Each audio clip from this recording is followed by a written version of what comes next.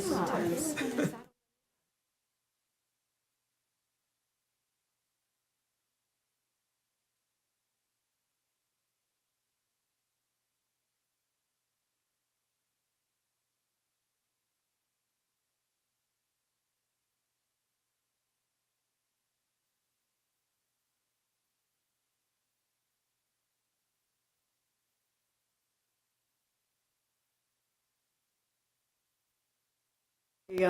Special meeting of the Leominster City Council in order to hopefully go into executive session.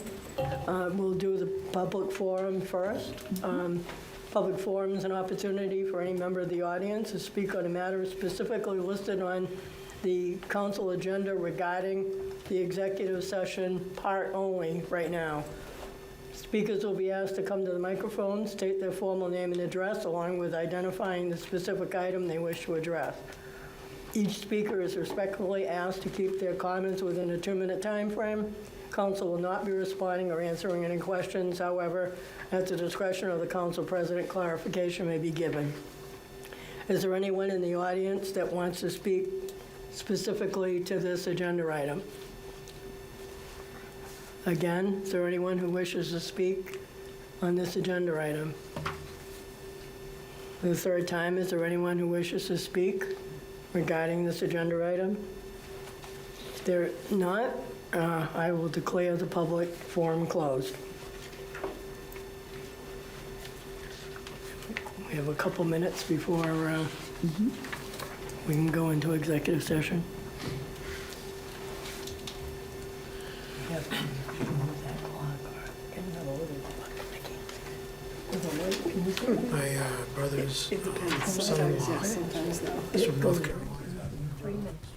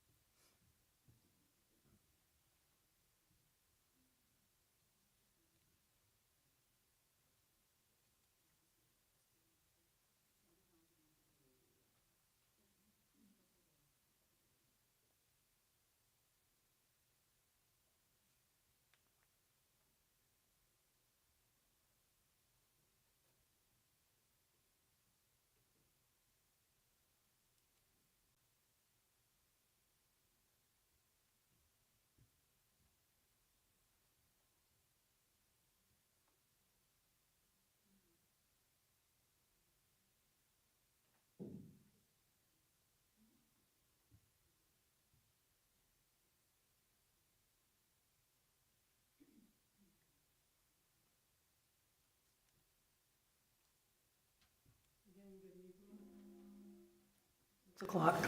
I will call the special meeting of the Leominster City Council to order with a roll call of councilors in attendance. Councilor David Cormier. Present. Councilor Pauline Cormier. Present. Councilor Frank Odinger. Present. Councilor Kerry Noseworthy. Present. Councilor Eladia Romero.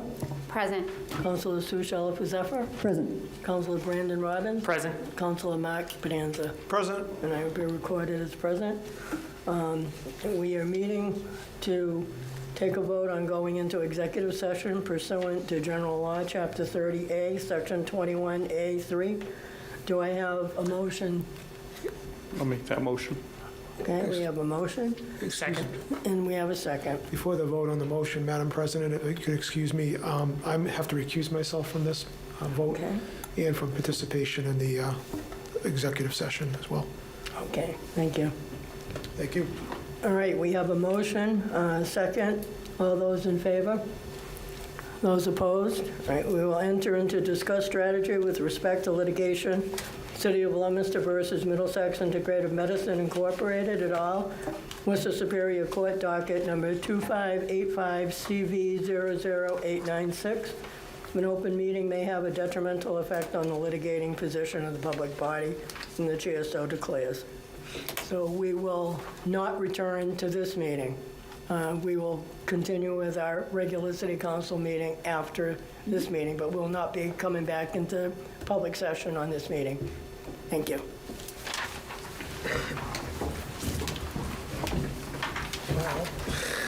Enjoy. I'll play solitaire. You could write another book, Mark. I could.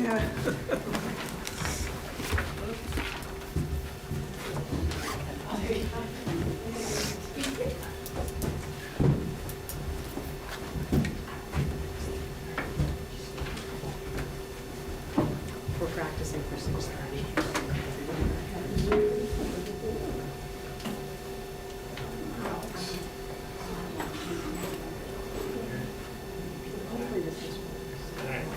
I got good feels. New cable. New cable. It's giving me confidence. I'm just gonna say it.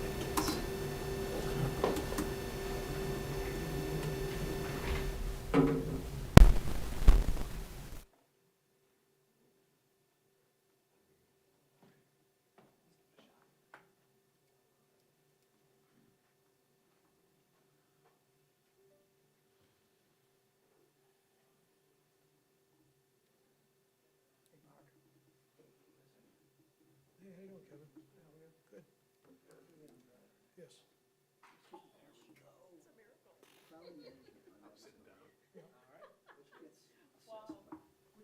So we started to have trouble. I don't know that much about this stuff, but Yeah. I'm okay. We started to have trouble with the conservation commission. Go see the Board of Assessors. There probably is a form you can file And so I never thought of the indicating cable. that the business is closed. Yeah, so then we just. That's what I thought. I thought maybe the laptop was on a different connection and everything else. So I'm like, I don't know. Then Ricky Cormier comes down and says, oh yeah, I just need a new cable. Okay. No computer? Yeah, you welcome. You just want to shut that off when you're done.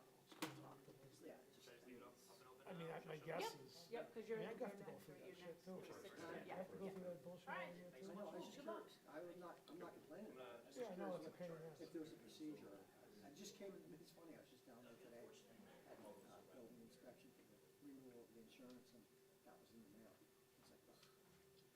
She used to get so pissed, she'd get a bill for like $3 for, yeah, that typewriter doesn't work, you know? Yeah, It's a selector. mine's like 78.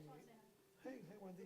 Mine's like $78 All a she year. had was like, all she had was a selector typewriter and a telephone. She sat at the desk. But, filled out the paperwork, you know? Gotta do it. I'm afraid they're gonna tell you got something. Uh-huh. I'm afraid they're gonna tell you if you have a business, you gotta have something. I have to what? You have to have some personal property, something. It doesn't. It literally doesn't. Nothing. Property management, what's it done? See what It they, collects the rent from Mohawk Drive and pays me. see what they say. Yeah. Just talk to them. Yeah. Tell- I it's didn't know- I just was tell them curious. it's a conduit, Yeah, I mean, yeah, that's all it is. financial conduit. Mohawk Drive doesn't get anything.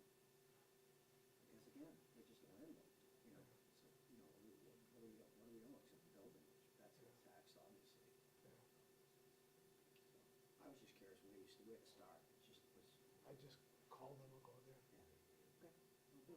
They're pretty reasonable people. How long do you think they're gonna be up in this? Well, our regular meeting was supposed to start at 6:30, so Right, that's what I thought. I doubt we're gonna be late. Yeah.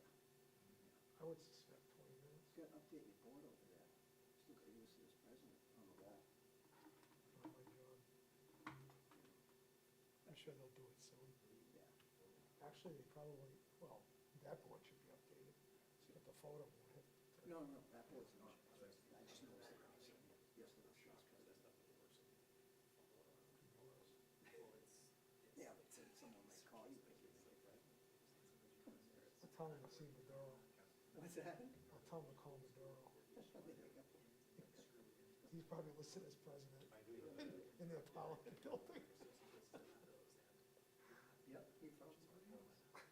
They didn't blow it up. Not yet. I mean, when they went the other night. When they went and took him out? Did you see the film of that? The what? Yeah, the film of that? No. Oh my God. They had to be, just Apaches, Yeah. they had to be armed with them. Really? Oh, yeah. Overwhelming. Missiles, from fired missiles, I'm sure cruise and tomahawks and Yeah. fighter planes. We spent all those missiles. We couldn't have gotten away with it. Probably couldn't have done it with rubber bullets, but we probably spent $10 billion Oh, on I'm it. sure it cost a chunk. Oh, I'm sure.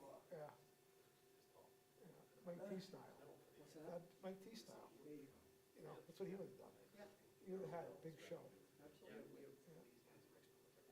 That's all too, Some- it's all wagging the dog. Keep away from that stuff. Notice they haven't been talking about that for a week or so much. No, that's past tense. Yeah, exactly. Public attention is about 20 minutes. Oh, is it that long? It's not as long, it's not as long as it used Now to they're be. talking about the chick that got blasted. She had a good day, huh? That girl in She didn't have a good Minneapolis. day. Huh? She didn't have a good day. No, No, probably wasn't a good day to be on friggin' pickup duty. no. Or drop off, hopefully. I can't even, Is it weird? it Is it goes weird? like this. It's like, That was weird. Did you see the film? on that one, no. Again, I don't even watch the news. I get friggin' inundated with friggin' bullshit. The guy clearly could have gotten away. Yeah, well, I heard, and again, depends on where you hear it from. Supposedly, he stepped up He for a yielded. moving car. No, And told her to stop. He was in front of the car telling her to stop. Yeah. Then when she started to pull out, he got out of the way. Shot. And he may have been hit, but Yeah. if he was Crushed. crushed. But what I did find out from, He was almost ran down a couple months ago. he was hit. Yeah. He was. Shouldn't even been on duty. He had 33 stitches. He shouldn't even been on duty for that reason alone. Right. PTSD. Right. Shouldn't have been with a gun anyways. Exactly. A little twitchy. I've seen that myself, live and in color. When I was a young lawyer, I think I was practicing about a year or two, and I was going into Denny's with a friend of mine. It must have been, might have been Peter, I forget. 1 o'clock in the morning, late. Yeah. We were all drinking. And it was, we walked Gotta in, stop at Denny's for good base before you go to bed. and there were 2 young state cops at the counter. Yep. And you remember Artie Thomas? He's closer, well, he's my age, maybe a couple of years younger. He was a Mexican-American kid, good athlete. He was at they had like a round table in the middle of the place. Yep. He was there with a bunch of freaking drunken buddies, 7th grade guys. And he was busting those cops' balls. They were young, very young sweeties. He said, "You guys old enough to shave? What the fuck are you guys doing out here tonight?" So they had about enough. They got to the point where they reached saturation. Yep. And they went over to the table and said, "Let's go." And then all of a sudden, the dick went soft. Yeah. And what do you mean, let's go? Let's go. And we're not saying it again. Let's go. So they grab him. They start walking to the front door. And he says to me, follow me, follow me. So I did. I followed him out. And they got him out to the sidewalk. And they slammed him onto the sidewalk, they're pounding the fucking piss out of him. And they got him handcuffed, and they're still pounding him, face down. Yeah.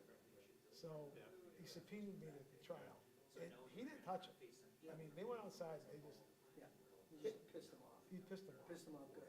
Yeah, so he had Gail Sullivan, his lawyer, she was ridiculous, stupid. And she puts me on the stand, and she did such a bad job of examining me. I told the truth, and everything. He still got convicted. It's totally Of course, caused, this was probably what, back in the 70s or 80s maybe? early 80s. Yeah, Yes. yeah. He Back got- then, the cops didn't have much, No, they didn't have much, the No. judges didn't give much credence to it was a jury. Right. The jury came back, guilty.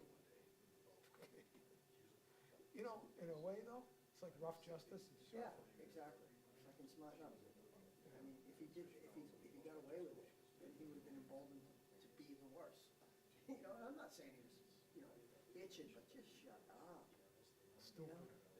Don't do something when you're drunk that you wouldn't do when you're not. Should be a penalty for stupid. Right, exactly. He was convicted, he was essentially convicted of stupidity and arrogance. Pretty much. I thought our buddy Nick Carter might be his name. He insinuated to, Cliff? him and Chris Parkinson, the attorney for the insurance company. That's it. Insurance company.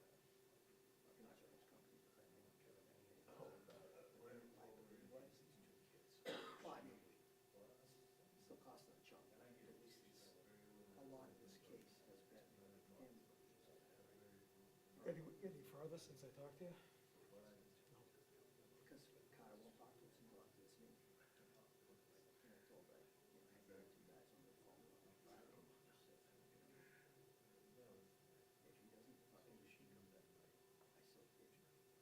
I don't care what happens in the city.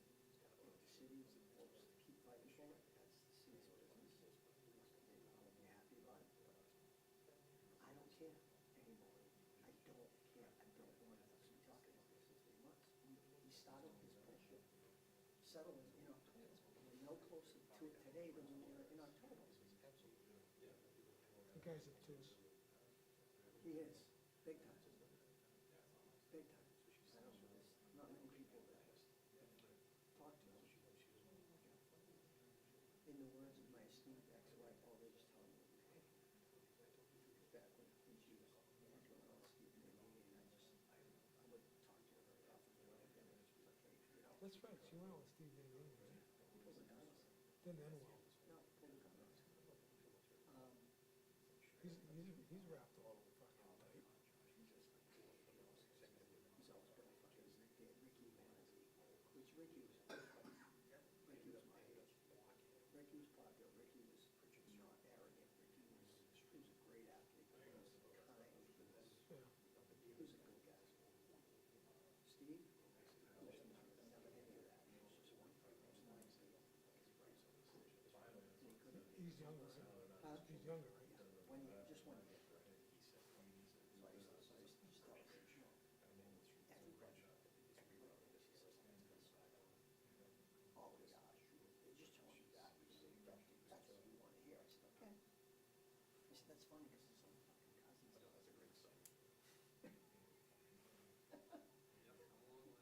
He don't have many fans. No, he doesn't. The only people that like him are people that want free booze off him. And he manages to dig himself holes on the internet all the time. Does he? I don't pay attention. Oh, yeah, he pisses people I off. don't pay attention. Like I said, he's you look up narcissist, he's the Asian picture. He's all right. Like I said, karma, that bitch got so cold. Fuck her. She made a choice. As Julia Roberts would say, mistake. You made a huge mistake. That's what I know. Who's that guy she sees now? I don't even know, I can't remember his last name. He's not from around here? He's not from around Leominster, but he's around this area. Area? Supposedly, he's supposedly involved with something, he's supposed to be allowed fishing. From what I hear, also does hard work.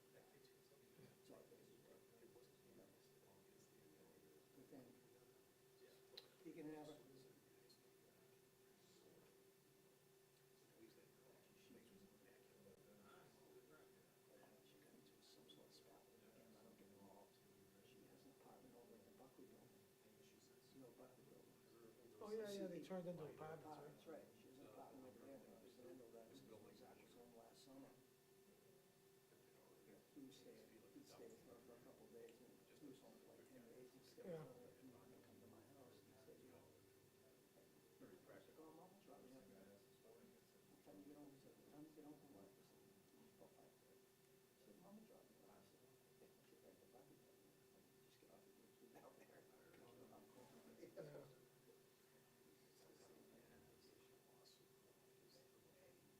What does she got, two sisters? Donna? Three. Three? Two and a half. The youngest is stepsister.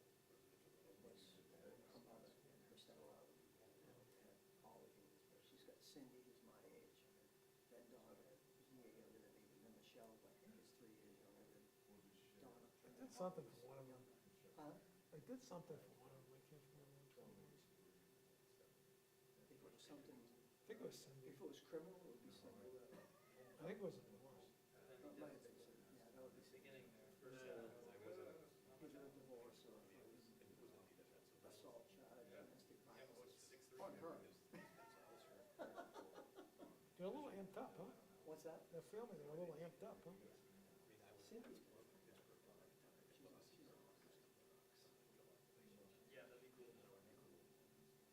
Donna retired, huh?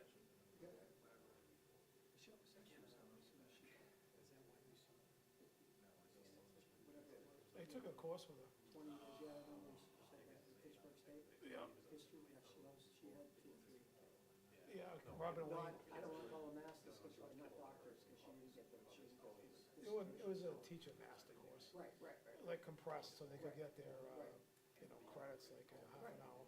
I think the course was like a month long. So, Yeah, she was taking those constantly, just to get the next bump in pay. yeah, so was, I took it with Robin Lane, that's who talked me into it. She was a teacher, she's still teaching. Mhm. The class used to consist of, She's down in Siesta Key. She sent me a picture of my parents' old condo, 2 days ago. it was a Enjoy it. 3-hour class, which consisted of me and the professor debating for 2 hours. Hey, it's good to have someone to debate. I became pretty friendly with him. Yeah. I actually did his divorce. Yeah. And I said, I don't know how it came up. I said, how did I end up on the wrong side of every issue? He goes, no, I agree with you 90% of the time, I just have to be a class interested. Just because you agree with these doesn't mean you still can't debate the point. Exactly. That's all it was. Yeah, it's like those debate clubs they used to have. I know, you did them. You were given a side of the issue. It didn't matter what you believed or not. You had to argue Yeah. that side. I did it in college, debated in college. Did you? We had a 24-year-old instructor. She was kind of cute too. We used to end up in hotel rooms together. Oh, nice. It was very tense sometimes. We both observed decorum though. That's good to hear. Glad to hear that. Yeah, Of course, it would have been her that would break the car, not you. You just had somebody call her place. that's true. You weren't the business leader. You just were kind of busy. Yeah. That kind of wouldn't have been as serious. What else is going on? Anything good? Anything good around the city these days? Not really. Hope this meeting goes fast enough. So we enroll now, Claire President Strange. It's gonna go slow. She can't talk as fast as I do. I'm like an auctioneer there. I'm like a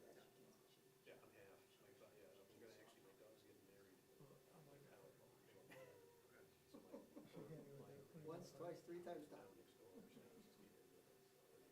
She kept looking at me. You heard the I request got for, nothing to say. you I'm just heard, sitting you here. heard the request for the order? Any further discussion? Seeing none, all in favor? That's always so. It's like, if your hand don't go up like I should. Motion pay. No cheats. Second, yeah, okay, in favor, boom, done. Opposed, not opposed, that must be in favor. I got 2 years, 2 consequential ones. Yeah, I can't wait on the story this. One change on the first story. They want to allow, way out, special permit. Nothing else when they created the eminent zone, they wanted oil. I know, but they also hope there'd be something that would generate taxes. I mean, there's a couple thousand pounds level that we run away still. Christ, we put that water main into the city when I was in high school. For the big industrial park down there, the big, Which one? Jungle Road. Oh, The water main that goes all the way out to the well fields. That was when they first developed Jungle Road to open it up, to sell it off to businesses. right, I mean, there's a couple thousand. not much, Huh? not much. No, exactly. So, I mean, I understand creating a zoning area where you don't want a certain type of business, but when you guys have been there for 35 years, and someone wants to go there, and it's not hazardous or something like that, it's like, honestly, let's just let it go. Get the taxes, man. Take them. Yeah, well, I mean, is it warehouse? I think that's about it's not like self-storage, it's like more of a, I don't know, we'll find out. you know, I just glanced at the agenda, I just thought, Yeah. I assumed it was something like a self-storage. I'm not, it's, you know, it's one thing, the proposal is one thing, but what you're doing is you're doing it everywhere. Oh, yeah. Yes. You try, I don't trust the planning board. Let's Can't find run out. the city forever, Mark. Can't? Time to step, you can't, Why not? because you're gonna die Oh, someday. We all are. Some point you just walk away. I did the best I could, right? fuck it. Ask Walter. Ask Pablo. Hey, Bodie, I gotta get my pick and shovel, go back to work. Okay. I'll never forget the day he told me he was going to Costa Rica with Mike T. to, along for the ride, to watch the deal he was gonna make for Cafe Brit. Freaking coffee he was gonna buy from this guy in Costa Rica and package and sell at Walmart for $10 a pound. One of the worst cups of coffee I've ever tasted in my life, by the way. Now it feels colder out here. Oh, my God. So he said, what do I got to lose, I think it's right? cold out here. Just go on I this didn't free feel trial? bad in here. It's cold. Yeah. Guess what happened? No, he got back, and the whole thing was charged with his credit card. They have no office. They're sitting here. That's why you brought Walt? Yeah.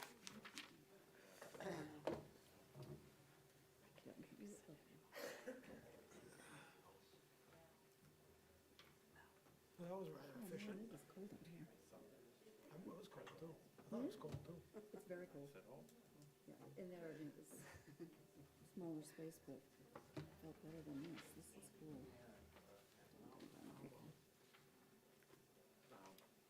One more. 5 minutes. It's really cold here. We got a few minutes and we got a hearing. Oh, yeah. 6, 7 minutes. Back in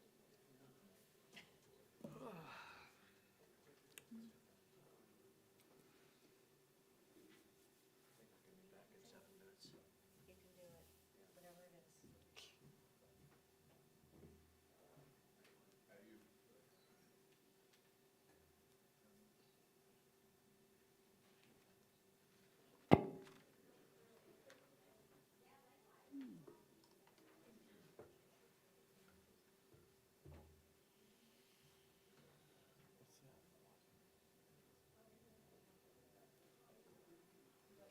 Good question. Who set it up, Wendy? Was Wendy down here?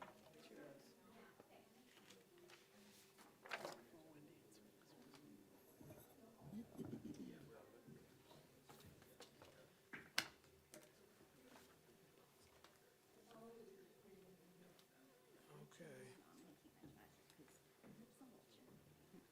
It's really cold. All right, suffer through some hearings. Listen, I live by like animals. Yeah. There's Maduro, and you need him. Love Korean, I am. You can handle it for us. No, I love peppers. I love animals and, He ain't doing anything right now. No, he seems to have a lot of free time. He's with Diddy. Talking about the oil business.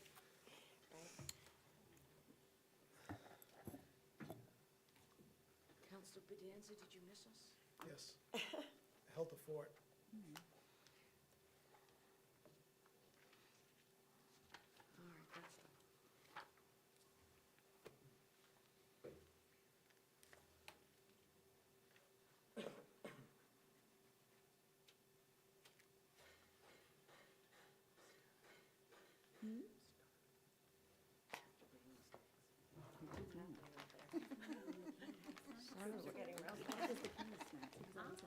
All right, that's the. He did, he always had snacks. I'm good, thank you. Yes. Oh, you got your Smarties? I think you need to change your snack, because nothing's better than listening to David. I won't be eating any tonight. I got my teeth done. I had a little surgery the other day. I just had mine this morning, I gotta go back You what? a couple of weeks. Dental work next week. They do.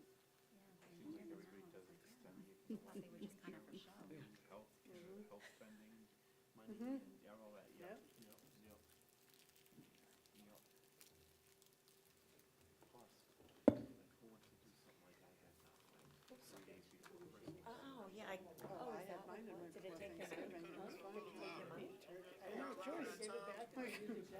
Could have been a little. I have paper ones if you wanna try. I got a dialogue going on now.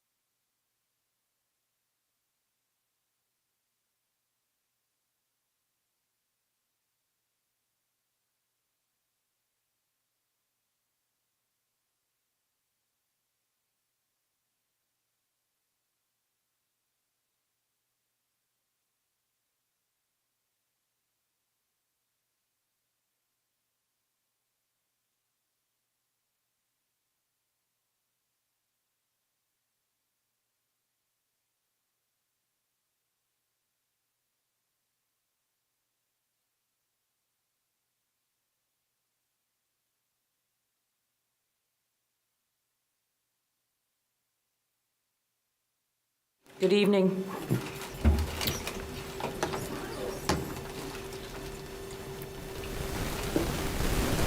This is a public hearing, 6:30 public hearing for January 12th, 2026. My name is Pauline Cormier. I'm the chairwoman of the Legal Affairs Committee. Joining with me on the committee this evening is the clerk, Eladio Romero. Welcome, Eladio. And to my right, Counselor David Cormier is the third member. This is a public hearing on 25-26, Attorney Jeffrey Avini, Dombrowski, Avini, and Bonnell. PC, request to amend Section 22-17 as to underlining zoning districts table of uses for the City of Leominster zoning ordinance as amended and under the business uses table of uses in the multi-use MU1 underlying zoning districts, and change the use so designated as self-storage N, not allowed, to Special Permit Planning Board, SPPB, Planning Board Special Permit Required. Pursuant to the City of Leominster zoning ordinance, self-storage is characterized as a business use, but is only allowed in the industrial zoning district. Introduction, 21 Jungle Road LLC here in Jungle Road is the owner of 21 Jungle Road, Leominster, Mass. As same is referenced on map ID 301 parcel 1 here and after the premise. Jungle Road has entered into a purchase and sales agreement with Horizon Storage Group, LLC, here and after Horizon, for the purchase of the premise contingent upon Horizon receiving all necessary approvals and permits for the construction of a self-storage facility on the premise. The premise is an ideal site for self-storage based on its proximity to Route 2 and Route 190. The premises is located in an area that is for the most part commercial or industrial in nature. There are no residential uses that abut or are in the vicinity of the premises. As part of this petition, please see the narrative by Horizon Storage Group, LLC, as to the proposed use of the premises as Exhibit A, concept site plan as Exhibit B, and example architectural renderings and as Exhibit C. This matter was rescheduled to this evening, so I'm going to open this up this evening. If you would simply introduce yourself. Sure. Attorney Jeffrey Avini, represent Horizon Storage Group, LLC. With me tonight, I have Josh Sullivan, who's their land acquisition specialist. Just to follow up to what Ms. Cormier said, I filed this back in November. We've gone through the normal course. We were in front of the planning board, who gave it a positive recommendation. They did add a condition, though. They would like it to go through site plan approval, which we have no issue with. It actually makes sense, because based on the building size, we'd have to go through site plan approval anyways.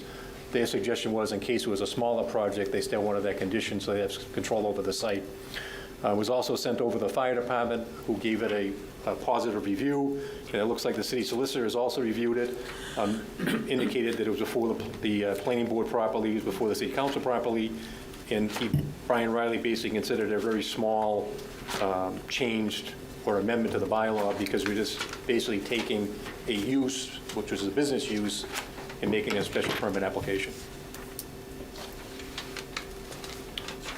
So I don't know if anyone has any questions on that part of it. Sorry, just making some notes here. Sure. So this is entirely contingent upon the approval by this committee, correct? We have a purchase and sale agreement. All the due diligence has been completed. This would be the final condition. Josh, correct me if I'm wrong. This would be the final condition that we need to move forward with the project. I guess we'd have to go through a planning board to get that approval, and once we have that approval, within 30 or 45 days after that, there'd be a closing. Okay. Attorney Avini, I'm gonna open it up for any other members of my committee that may have any questions. Councilor Romero, do you have any questions? No, I don't have any, thank you. Councilor Cormier? Just a couple of comments. You know, I think it's important to make it clear that, you know, this site might not be, you know, too invasive to a neighborhood or things of that nature, but I think we need to understand the fact that, and not forget about the fact that we're not rezoning this site. This is a citywide change to zoning. And, you know, I understand the fact that we have the protection of the special permit. It's not going to be by right, but there's still some things to consider, because when somebody goes before the planning board, you know, to ask for a special permit, you know, there's only so much that the planning board can say or do there'd have to be some real reason why they would deny a special permit, or that the applicant could come back, with the city. So there's just a lot of things to think about. I know that we had someone come down, I don't know, it was a year or two ago, for a proposal for a storage facility over on Harvard Street, I believe. And so, would this open up the door to that parcel of land again, but in a different manner? So we have a lot of things to consider. I agree. Not just this piece of property. So I think we need to really take a good hard look at what we're doing and who and what it can affect. So as we go on with the presentation, Mr. Sullivan actually has quite a bit of data that can address that. Okay. One of the things I'll say to the council is that self-storage, this is probably the 5th or 6th that I've worked on. I worked on the one on John Fitch Highway in Fitchburg, which was quite a project. I mean, they converted that building into a very high-functioning usage now. It's off and running quite well. The issue with self-storage you're going to find is that, Mr. Sullivan will show you the data, it's almost self-controlling. So if this gets permitted and he builds a project, it kind of squeezes the margins down for other self-storage facilities. So it's almost like, winning the race, which is the whole idea behind self-storage.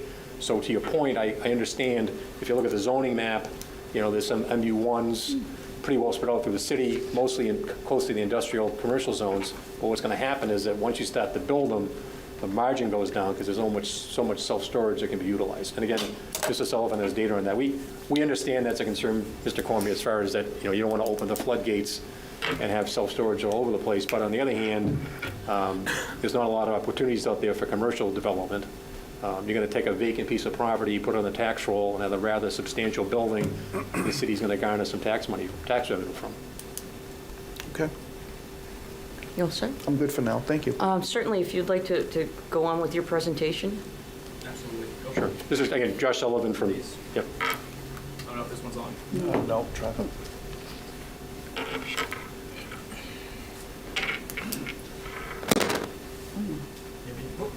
No? Okay. You can just talk loudly if everyone can hear. Josh, No, will you that's- be your laptop, make it up here if you want to. No, I think that one was working, Josh. Yeah. Can you guys hear me? Oh, yep, it Yeah. is. All right, my mistake. I'll move it over here. Works. There you go, like that. Kind of limited here. Sure. you Try can the get other the other mic. one to Try work. that one again. Sometimes Hold it that down. button is. Hold it. I think I found it. Thank you. There you go. Appreciate you bearing with me there. As Attorney Avini mentioned, my name is Josh Sullivan, representative of Horizon Storage Group of Amesbury, Massachusetts.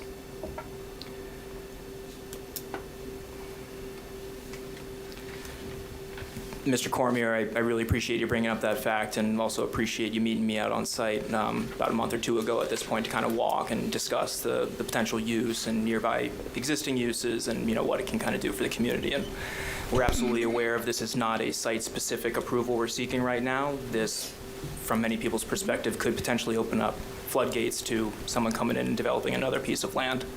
So I'll provide a couple data points on why not only this is a needed use for the community, how it benefits the community, but why it will satisfy existing lack of supply and would deter others from coming in to make the same decision.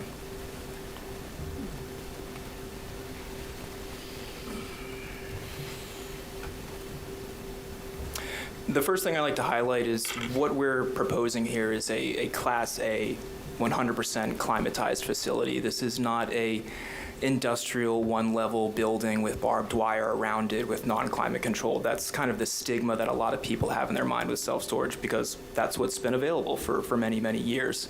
But there's been a significant limitation in the use of that product, and there's been an increasing demand over the past few decades, needing climatized, larger, high-quality facilities.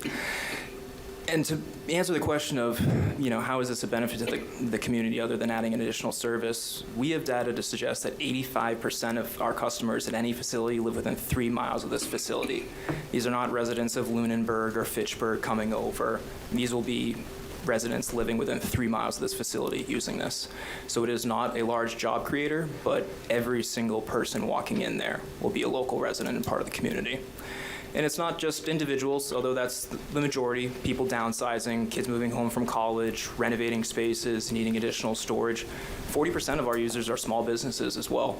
We have painters, landscapers, sales reps, even musical instruments. I had a facility up in Manchester where there was a music shop down the street. Very small space he was able to lease. Didn't have the inventory for a lot of his high-end instruments that need climate controlled. We're in New England. We have harsh winters, humid summers that can create mold, that can ruin a lot of valuable products. So he didn't have a back storeroom. He rented a storage unit. Once he sold a couple instruments, he was able to go to his storage unit, get a couple more, and bring them out. We see that with law firms, legal loan officers that are required to keep files in their office for years and years. And office space is not cheap, and taking banker boxes of files and filling up rooms is not an efficient way to use your space. So we've seen a large influx of those types of white-collar professions using it as just basic file storage. Antique dealers, contractors, I can go on with many, many case-by-case examples, but it is much more than a passive use for the community. It is an active use for businesses and individuals. So to address the point of demand, what's existing, why we're here, as Attorney Avini mentioned, we've done a number of due diligence. This is not our first rodeo. I've built 50 of these throughout my career in various parts of the country, 15 of which have been in New England. And much like us, any self-storage developer, they're not going off on a whim. There is a vast amount of data, research, vetting, calling, visiting sites before you're making a significant investment into a community for a property of this scale. So how storage is measured in terms of demand is on a square foot per capita. We really look, as indicated, 85% of our customers live within 3 miles. So we look at what's the data within 3 miles, and we also put the 5 mile up there as a comparison. So we take the existing population, the total square footage of the existing storage within said radius, and just divide them, and that gives you the supply ratio, square foot per capita. And this is an industry standard across the entire country for self-storage development. Currently, right now, as you can see on that bottom section, the top portion describes what equates to a balanced market, one in demand and one that's oversupplied. As of right now, within 3 miles of the 21 Jungle Road site, the square foot per capita is 4.9. With our size facility being added in there, that would bring it up to 7.5, just below a completely balanced market. To the point, Mr. Cormier, to why someone wouldn't come in, because that would be a financially infeasible development. This isn't a small retail store or something you can pop up with low funds or small square footage. This is a large investment, big infrastructure. It's millions of dollars, and people aren't going to do that on a gamble or a coin toss. They're going to look at this data as we have, confirm it, and understand it's satisfied. There's no more demand left, and it would be a financially infeasible decision for them to move forward with a development. So that's the barrier of entry beyond the special permit approval required and the approval we're seeking tonight. We satisfy the pent-up demand in the market. And once that's there would be no justification for another storage development. Mr. Sullivan, just quickly, how many units are we talking here? Unit mix has not been determined here, as we are just at a conceptual level. We do have the size of the facility. I would say would range between 500 and 600 units, anything from 5 by 5 sizing up to 10 by 20, 10 by 25. Our average unit size is about 110. And what is the size of the building? It's 3 stories we're proposing. So there was a previously fully approved distribution center that was approved here for 67,000 square foot footprint going up 40 feet. We reduced that more than 50%. It would come down to a 35,000 square foot footprint going up 3 stories. So the vertical height would actually be lower than the previously approved development, and the footprint would shrink almost in half to 35,000. And beyond just the footprint of the building, which I'll get to on another slide, the parking, not only in terms of traffic demand, but requirement, is extremely low. The previously approved development was a multi-use distribution center. There were concerns of tractor trailers coming in, employees coming in, distribution people coming in, not local, not knowing the roads, and obviously that underpass on Old Mill is a concern. And this product would satisfy that concern as well. This is just an aerial of the site. I'd like to get back to the MU1 zoning description as it's been developed as a transitional period between zone between the previous industrial and new commercial retail uses. And I couldn't see a better fit or a better location for that exact case. You have in the rear the kind of industrial, older, true industrial quarry, medical manufacturing, plastic molding services. And then you move on the other side of the intersection of Jungle Road and you have the true, commercial retail, which you see today. Starbucks, Tractor Supply, Walmart, Aldi. And right there in the middle is this Class A, top of the line, low intense use that we're striving for is self-storage. This is an example rendering of a facility we built. To give you an idea, high quality, we take pride in our facilities. These are not just a metal box. They're aesthetically pleasing, they are clean, they are highly securitized, they are not 24/7, there is no noise, there is no hazardous materials like there could be with the distribution center. It is very, very low intense. And we have national lease and contracts requiring people to be compliant there, restricting items such as hazardous materials and things of that nature that could be allowed otherwise. Just another example of a facility. Again, 3 stories, very standard, but aesthetically pleasing beyond a typical warehouse.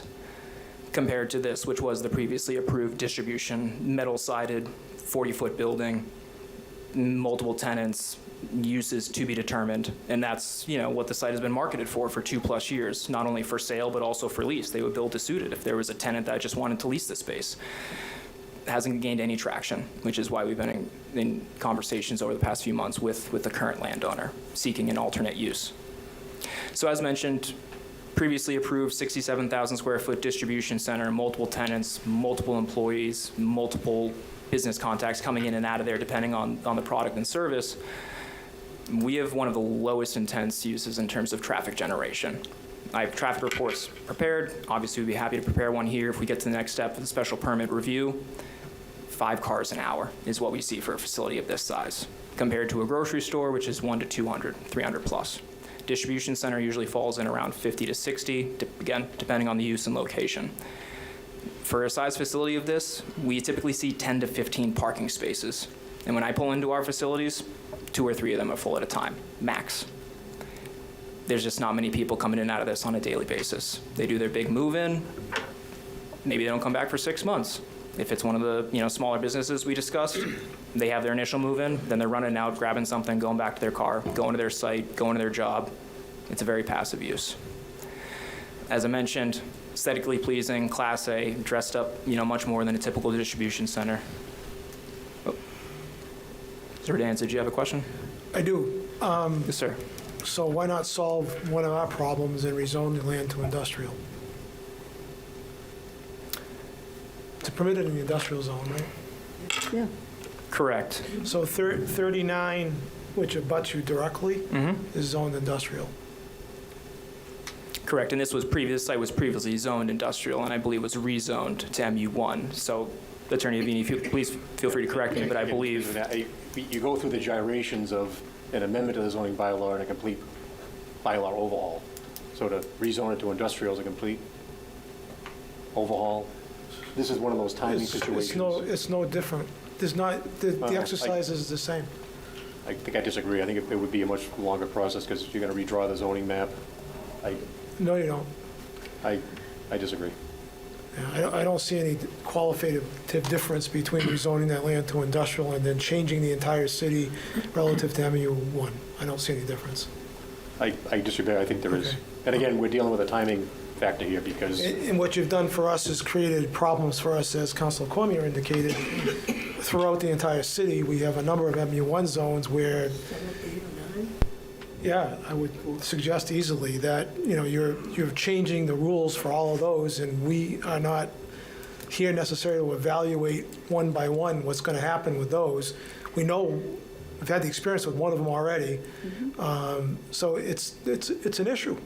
And if there's a little greater work on the part, I don't necessarily agree with you, but assuming you're correct, it's a little greater work for you guys to rezone it to industrial as opposed to changing all of the rules for MU1 across the board. I'd say accommodate us. Just my way of thinking. Councilor Erdinger? Yeah. It kind of ties into what Councilor Bonanza was saying. that graph you showed us of density of usage, where you said it went from 4 to almost 7%, that was only within a 3-mile radius of your location. Correct. It didn't include the rest of the city, so that means that any of the other cities, including the one sites, including the one on Harvard Street, would now be opened up to a similar type of development, right? It kind of ties into what, Councilor Bananas was saying. We don't necessarily want to have this opened up to every MU1 district in the city. Understood, and I don't have a live map to show it, but it is, as you indicated, a 3-mile radius. The current stats I showed was on 21 Jungle. I've toggled that, and before we actually came to 21 Jungle, we were looking at a different site, which didn't work out for a number of different reasons. Much closer to the Harvard location, the numbers are even more saturated up there, slightly. 7.5 would go to a 7.8, so it sounds very simple, but there's a software that we use, and there's a radius. You drag and drop that through all the city limits of Leominster, and the situation doesn't change. So you're saying there's probably no other locations that would, Not in my opinion, and in searching. Like as mentioned, we identified this market as being in need, seeing that pent-up demand, seeing the existing storage, looking for locations, and decided Jungle Road, I thought, was a fantastic location and use. Developing an underutilized piece of land, meeting that demand, creating a balanced market, and then protecting the city from anyone else foolishly trying to do the same. Thank you. Any other questions? Any other councilors have a question? Okay, Mr. Sullivan, if you want to continue. Oh, I'm sorry. Yep. Councilor Shalfo Zephyr. Yeah, thank you very much. Thank you. In the note here, or the memo that you provided, you mentioned generates consistent tax revenue with minimal municipal service demand. So what kind of investment does this entail in terms of the monetary value of the building? In terms of total appraised value, I can't speak to that. In terms of investment, construction, what it would take to build this, it's multiple millions of dollars to do so. To the point you just mentioned, low municipal service required. We're not adding families to the school systems. There's 2 or 3 employees on site. We have our own privatized alarm system. So the onus on fire, police is little to none. And I'm happy to address access as well. That's also a common question we get. Obviously, there's no residence immediately adjacent to that, so it's not as pertinent here. But we have 24/7 security, and we have a way of identifying anytime someone is in or out of the building based on secure access through a PIN code or RFID. So it's not a situation where someone can come in the middle of the night, sneak into the building and stay for a certain period of time. We have notifications of everyone entering and exiting the building. And our hours, our proposed operation hours, are traditional retail hours, 8 to 8, 8 to 7, with maybe an hour access on either side. Right, so you have 3 people on staff Typically, yes. during a shift? Correct. So how many people in total would you be hiring? Employees would probably be 5 to 6. It is not a large job creator. It Right. is a service for the community is what we focus on. Right. Okay, thank you. No problem. Councilor Robbins? Can you just dive a little bit deeper into that access so I can understand a little bit better? Yeah. I thought earlier you said that it was not accessible 24/7. Correct. It is not. Our security is 24/7. It is not accessible 24/7. We typically have standard retail hours, 8 to 7, 8 to 8, something like that. Existing customers, we may allow access 1 hour before or after. But by 9, 10 p.m., sometimes city determined, no one's allowed in. And if someone tries to get in, we're notified immediately. Alarm systems are notified. Okay, thank you. All set. Mr. Sullivan, what about outside storage? Do you guys have how you see some of these units and they have a fenced-in outside, people store boats and such? No outside storage is proposed here. Everything would be interior contained within the building. Okay. All right, if you want to go on with your presentation. Thank you. Just a couple example elevations, again, showing you kind of a broad-sided cross-section beyond the rendering shared. Did want to reference some existing facilities with this kind of symbiotic relationship in a similar situation where there's retail adjacent or mixed use adjacent. As Attorney Avini mentioned, I was involved in the John Fitch Highway project over in Fitchburg, just down the street. Completely revitalized a downtrodden retail center, brought in storage, brought in new tenants. It was not a deterrent, brought in a brewery, a restaurant, Armed Forces Career Center, completely cleaned up the entire center. So I'm very proud of that as a success story, the symbiotic relationship between storage, traditional retail, and other commercial uses. This is another facility in New York, former department store that we were able to convert, as you can see, immediately adjacent to a Target, very similar to this location being adjacent to a Walmart. And the final slide, again, this is a much larger facility. We are not proposing those outdoor buildings there, but that was a former Stop and Shop in Bourne, Massachusetts on the way to Cape Cod. Existing pizza shop at the end, dry cleaners, liquor store, and another restaurant coexisting harmoniously on the same site. With that, that's the end of my presentation, but happy to answer additional questions if there are any. Okay. Any other members of the council have any questions? Okay, seeing none, is there anyone from the, who's here this evening that would like to speak either in favor of or opposed to 2526? Would you like to step up and be heard? Is anyone here who would like to speak either in favor of or opposed to 25-26? And for a third and final time, anyone who would like to speak in favor of or opposed to 25-26? Okay, seeing none. Attorney Avini and Mr. Sullivan, I'm going to tell you, at this point, I'm going to ask the president, it would be my position at this point to leave the public hearing open. My reasoning for that, and I understand that you have timelines and this has been continued, is I'm the new chairperson to the Legal Affairs Committee. We have 2 new members to the committee. Councilor Cormier, who has obviously been on the council longer than I have, but he's new to this committee. And we have a brand new member of the council and is new to this committee as well. It would be my position that I would like us to be able to have a subcommittee hearing, allow us to sit down, go through this, formulate if there's more questions, if there's more input from the city council, and do that. So it would be my intention to leave the public hearing open, and a little bit later on in the meeting, I would ask for to give this further time to have another hearing regarding this and give us the opportunity to have a subcommittee hearing. We have no problem with that. Okay. Thank you. Thank you, gentlemen. Would you like us to stay, or are you going to just do that informally? If I may, Madam Chair, all the slides that you showed us, do you have those in papers, A, for the public record, and B, so that when we have a subcommittee, if we want to reference them, we can? I don't have physical copies with me, unfortunately. I do have a USB drive with the file on. I'd be happy to share it that way, or email. I have my email. I can get them to your city clerk tonight. Right, Okay. and Happy she to do can that. print a copy for the record and for us to use for our subcommittee, that'd be great. Absolutely, no Thank problem. Thank you. So, Madam President, it would be my position to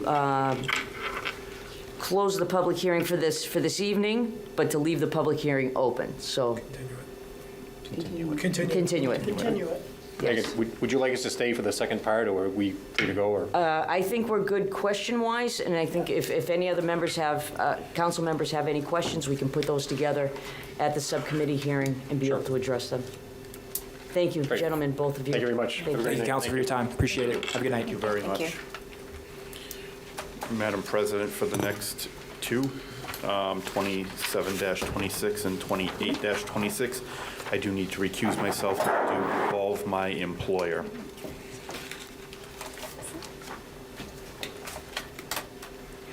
And Madam President, since it's 6:59, perhaps we wait maybe just before I get into this and do the pledge? Or, Yes. We'll wait a minute. Yeah.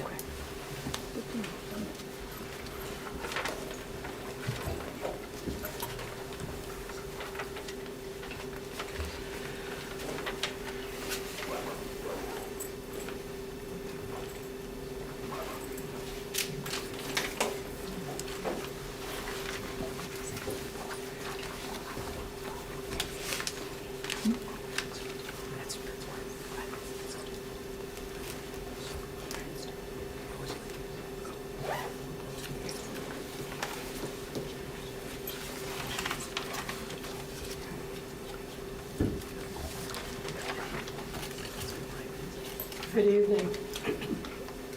Meeting of the Leominster City Council for January 12th, 2026 is now in session. Please rise and salute the flag with us.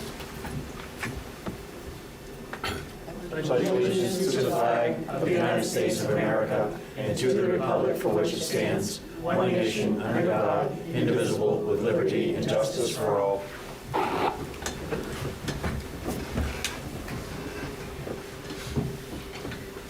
Okay, we'll now have a roll call of councilors present. Councilor David Cormier. Present? Councilor Pauline Cormier. Present. Councilor Frank Ida. Present. Councilor Carrie Noseworthy. Present? Councilor Eladio Romero. Present. Councilor Susan Shalhoub Zephyr. Present. Councilor Braden Robbins. Present. Councilor Mac Fidanza. Present? Now you're recorded as present.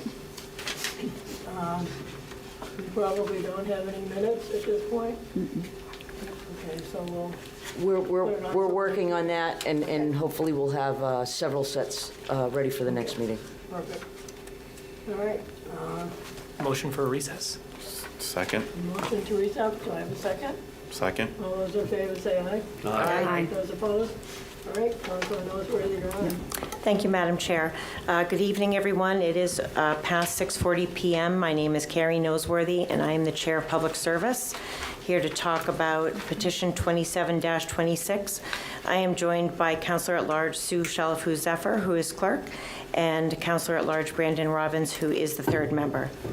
Petition 27-26 states Massachusetts Electric Company, doing business as National Grid and Verizon New England, Inc., requests permission to locate poles, wires, and fixtures, including the necessary sustaining and protecting fixtures, along and across the following public way.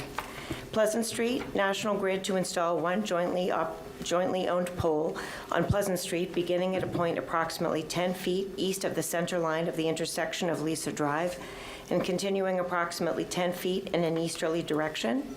National Grid is installing a push brace on pole 70 in order to remove an existing tree guy. Location approximately as shown on plan attached. Wherefore it prays that after due notice and hearing as provided by law, it be granted a location for and permission to erect and maintain poles and wires, together with such sustaining and protecting fixtures as it may find necessary, said poles to be erected substantially in accordance with plan filed herewith marked Pleasant Street, Leominster, Massachusetts, number 311999528, October 23rd, 2025. Also, for permission to lay and maintain underground laterals, cables, and wires in above or intersecting public ways for the purpose of making connections with such poles and buildings as each of said petitioners may desire for districting purposes. Do I have any questions, or is there anything that my other two committee members would like to, concerns you have at this point? Council, you might Is want to there- check to see if anyone is here from National Grid. National Oh, yeah. Grid. Could you please stand up and introduce yourself and your address for the record, please? Thank you. My name is Matthew MacDonald, 346 Pleasant Street, Gardner, Mass. I represent National Grid, and we're seeking a grant of location for two different jobs, Pleasant Street and Jungle Road. These aren't my specific jobs, but I'll be happy to answer any questions that I can answer. And if there are any that I can't answer, I'll be happy to have someone reach out and follow up with you, get the answers. Great, thank you very much. Do I have any questions from my committee? Can you just give us a rundown of what you're looking to do on Lisa Drive to start? Yes. Yeah, so on Lisa Drive, on the west side of pole 70, there's a rotten tree that has a support attached to that pole, and it supports the wires going down Lisa Drive. So we're trying to install a push brace because the resident where the rotten tree is located, they didn't want a pole to be installed there. So we want to install a push brace. It'll connect to pole 70, and it'll just support the wires' weight so that the pole doesn't lean over and eventually fall. Sure, and just a question, I guess I was confused, that tree has not been taken down yet? I believe it's still up. I went to look at the location. It's definitely very rotted, but the tree, I believe, is still up as of when I went there a few days ago. Sure, okay, thank you very much. Is there anyone in the audience who would like to speak for or against petition 27-26? Okay. Please come up and state your name and address for the record. Take your time.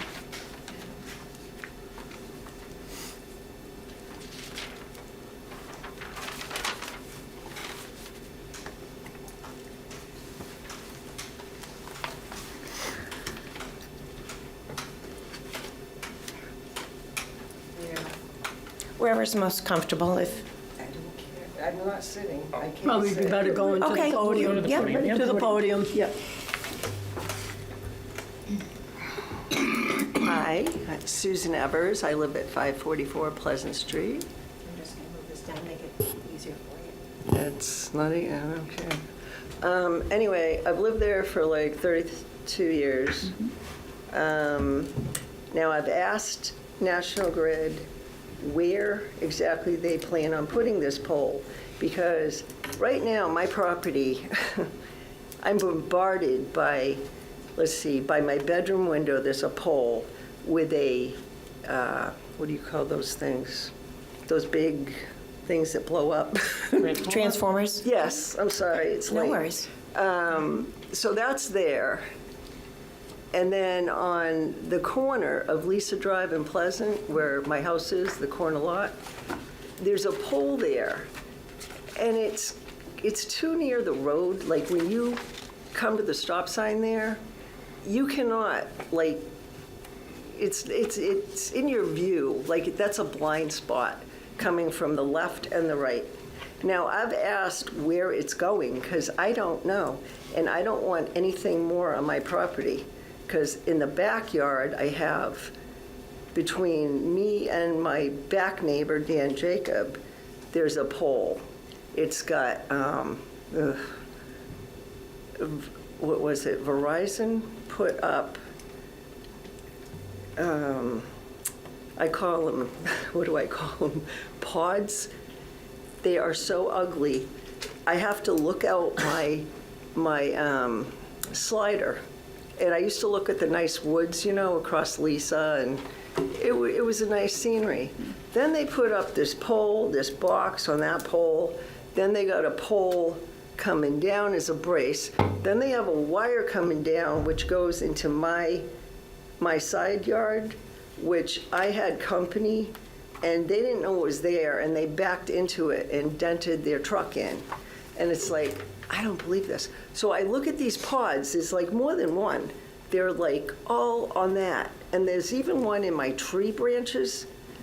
I mean, that can't be good for a tree. It's just, I don't want it over on my property. If you want to put it somewhere else, fine. But I don't know. I just don't want it there.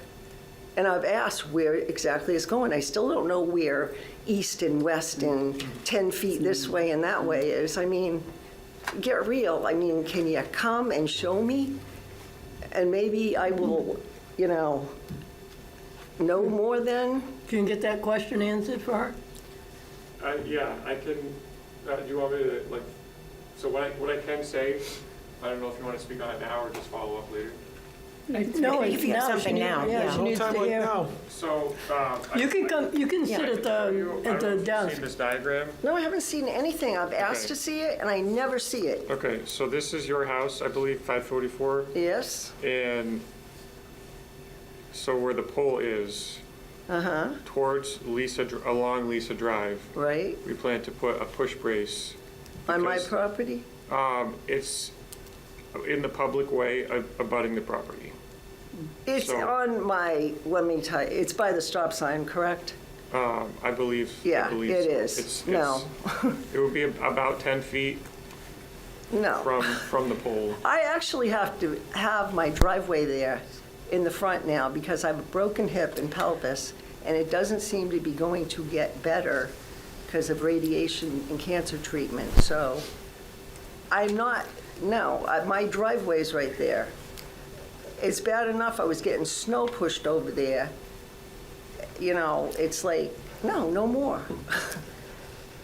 So, And not only that, but, yeah, I mean, I'm bombarded by poles and wires, and it's not very nice scenery. Why can't, I don't understand why he can't have it on his property or put it I don't know, somewhere else.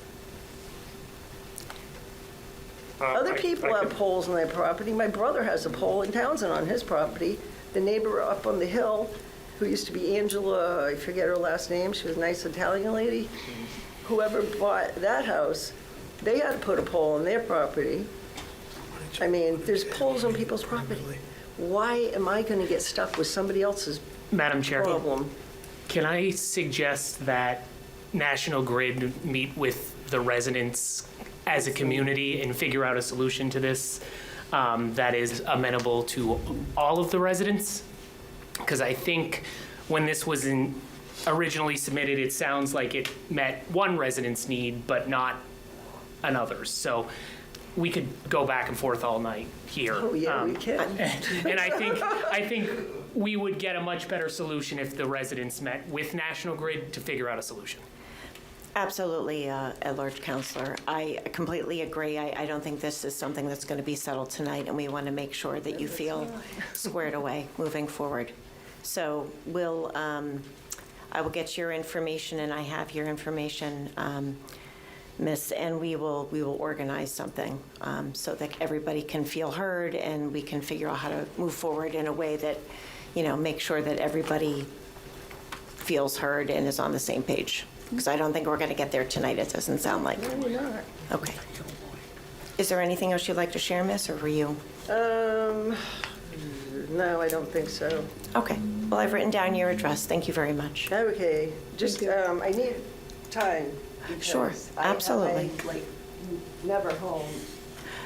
We'll make sure it's to everybody's, everybody's on this schedule. No worries. Thank you so much.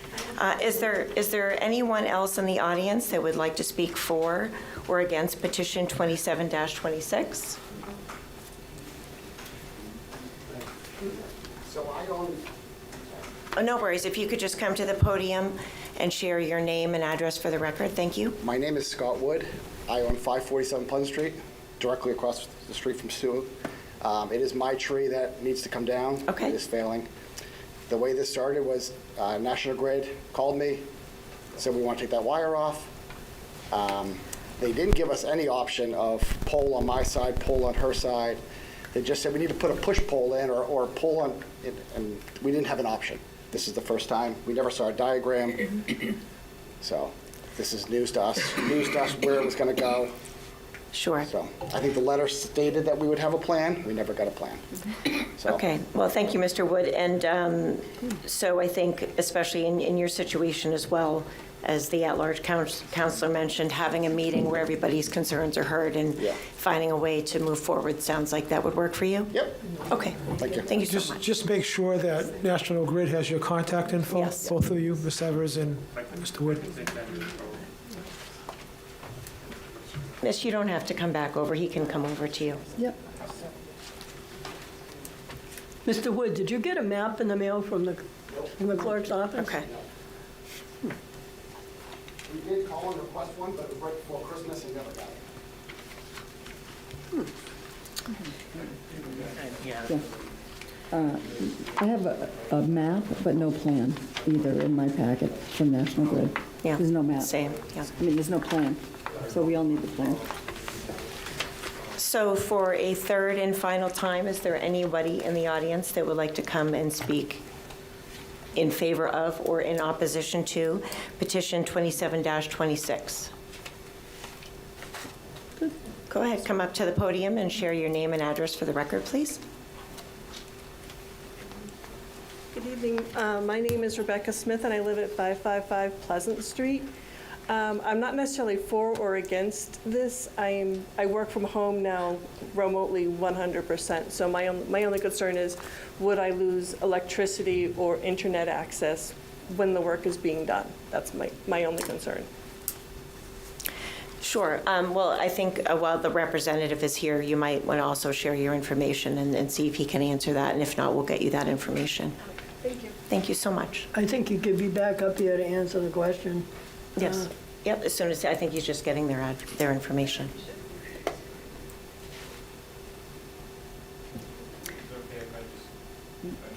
There's a quick question for Yeah, you. Matt, if you could just come up one quick second, please. Thank you so much. If you could just speak to the last constituents' concerns about when the work is being done, if people will lose, power, internet, things like that, and if so, if they would be notified so that, for those who work from home, they would be able to plan in advance. Yeah, so anytime there is work that does require an outage, we definitely will notify via mail well in advance. So that I don't believe, don't hold me to it, but I don't believe they'll need that for this particular job. Sure. But if such a work was to happen, it always goes through outage group, and they list all the people that would be affected, and they send notifications via mail. And I believe it's just mail. I don't know if they. Sure, yeah, and because it's mail, do you know how because, the mail, how far in advance constituents would receive that notification? I don't know offhand, but I can find out. But I think that would be helpful to the people who work from home. Okay. Thank you so much.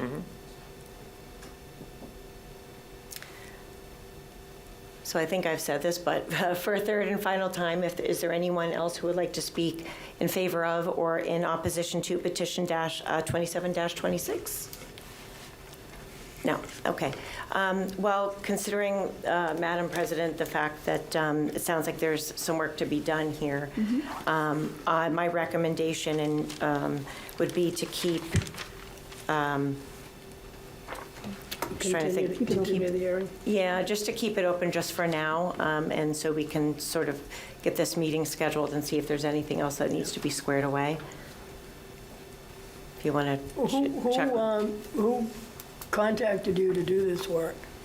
So again, this isn't my job. I did briefly speak with a designer who had designed this job, but I'll have to find out. I could write that down. As far as, can you just repeat the question one more time? Yes. Why are you doing that? Who contacted you to do the job? I don't know offhand who. I can look into that and get back to you. It's usually a request from someone. Perhaps. Sometimes, as is the case, like a tree is rotted, and we have regular maintenance, and we have our crews that will point out things and just notify design because it goes to our group to figure out how are we going to go about resolving this, because obviously a dead tree isn't going to support like it used to. So I can definitely look into that more, but I don't know how specific it's going to be, but I'll see what I can do. Madam Chair, I think that perhaps Scott Wood was the individual. He seemed to motion that he was the one that brought this matter up initially. Yeah, not for the pole, just for the wire to be removed from the tree. Correct. Thank you. Thank you. Okay. And then we'll have you up again. So again, Carrie Noseworthy, the Chair of Public Service. Councilor at Large Sue Shalafu Zephyr is the clerk. Councilor at Large Brandon Robbins is the third member. Here to have a public hearing on petition 28-26. Massachusetts Electric Company, doing business as National Grid and Verizon New England, Inc., requests permission to locate poles, wires, and fixtures, including the necessary sustaining and protecting fixtures, along and across the following public way. Jungle Road, National Grid to install 3 jointly owned poles on Jungle Road, beginning at a point approximately 1,660 feet south of the center line of the intersection of Old Mill Road and continuing approximately 400 feet in a southerly direction. Location approximately as shown on plan attached. Wherefore it prays that after due notice and hearing as provided by law, it be granted a location for and permission to erect and maintain poles and wires together with such sustaining and protecting fixtures as it may find necessary. Said poles to be erected substantially in accordance with the plan filed herewith, marked Jungle Road, Leominster, Massachusetts, number 312-08089, October 27th, 2025. Also for permission to lay and maintain underground laterals, cables, and wires in the above or intersecting public ways for the purpose of making connections with such poles and buildings as each of said petitioners may desire for distributing purposes. So obviously, Matt, you can stay up for this one. Is there anything that you would like to add before we go to public comment? Just to clarify, so this is a customer request for new service. And from what I understand, these are going to be just permanently installed. It's for temporary service, and the plan is to leave them for a future permanent service. Okay, I'm sorry. I'm new to the committee, so if you could just explain for my benefit and others what, for a temporary service that might later be used as a permanent service, what that means? So as in this specific job is Sure. for a temporary power connection on the parcel of 72 Jungle Road. 21 Jungle Road? Is that 21? He said No. 72. 72, I believe. Okay, well, I appreciate that. I've never heard During of that. construction, Oh, okay. until the building's finally, when the building's finished, they make it into a permanent connection. Thank you so much for the clarification, Ward Counselor. Is there anyone in the audience that would like to speak in favor of or opposition to this petition?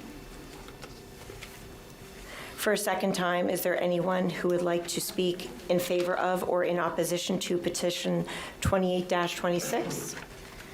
And for a third and final time, is there anyone who would like to speak in favor of or in opposition to petition 28-26?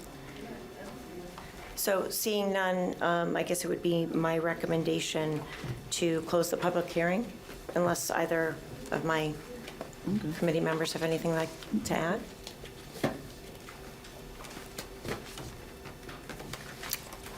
Okay, thank you so much. I appreciate your time here, Matt. And can you, quick question, Liz, does he have our information through you, or should I share my information with him? Or He how does this? not. I I do have not. somebody else's contact I information. can give you my contacts. If we could and get it to the city clerk, I think that would be Yeah. helpful. Thank you. May I just interject? A good Yes. question for Matt might be, are they going to be able to have this meeting with the neighborhood and satisfy their concerns within 2 weeks?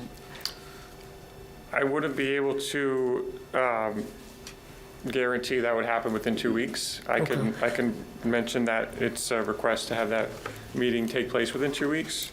Again, this isn't my specific. I'm just asking for scheduling purposes. Correct. Yes, thank you for that clarification. I don't know at this time, but I'll get back to you soon once I speak with the designer who has this job. That would be very timeline. helpful, just so that we know how to move forward. And if you could get your information to our city clerk, that would also be helpful. And I think Councilor at Large Robbins. Madam President, can I ask a procedural question on that same line of thinking? I know the chairwoman decided to keep the public hearing open, but if they come back with a substantially different solution, we're not going to just be able to amend the petition. No, at that point, it Should could we be given just- leave to withdraw at that point. I was just wondering if that's the route we should think about going now. I don't think, until they all get their Okay. information. Okay. I mean, it's, what the chair, what would you like to do? I think at this point, we don't have enough information to make a decision, but duly noted. Yeah. Okay. Thank you very much, Madam Chair. Okay. Okay, so just, sorry, this is my first actual meeting with the city. No worries. So the first request, which is the Pleasant Street, is it being put on hold, or is it being, I just wanted to clarify if it's being withdrawn, or? It is not being withdrawn, but we are sort of, I guess in layman's term, taking a pause, because we need to have you meet with constituents to decide whether or not this is going to work for these residents moving forward. So, yes, we are taking pause until we have that meeting. Okay, and then the Jungle Road, is that approved, or that's going to be voted on? We're going to vote on that Okay. later on in the regular meeting. Thank you. Okay, thanks. I can get your information over to the city clerk.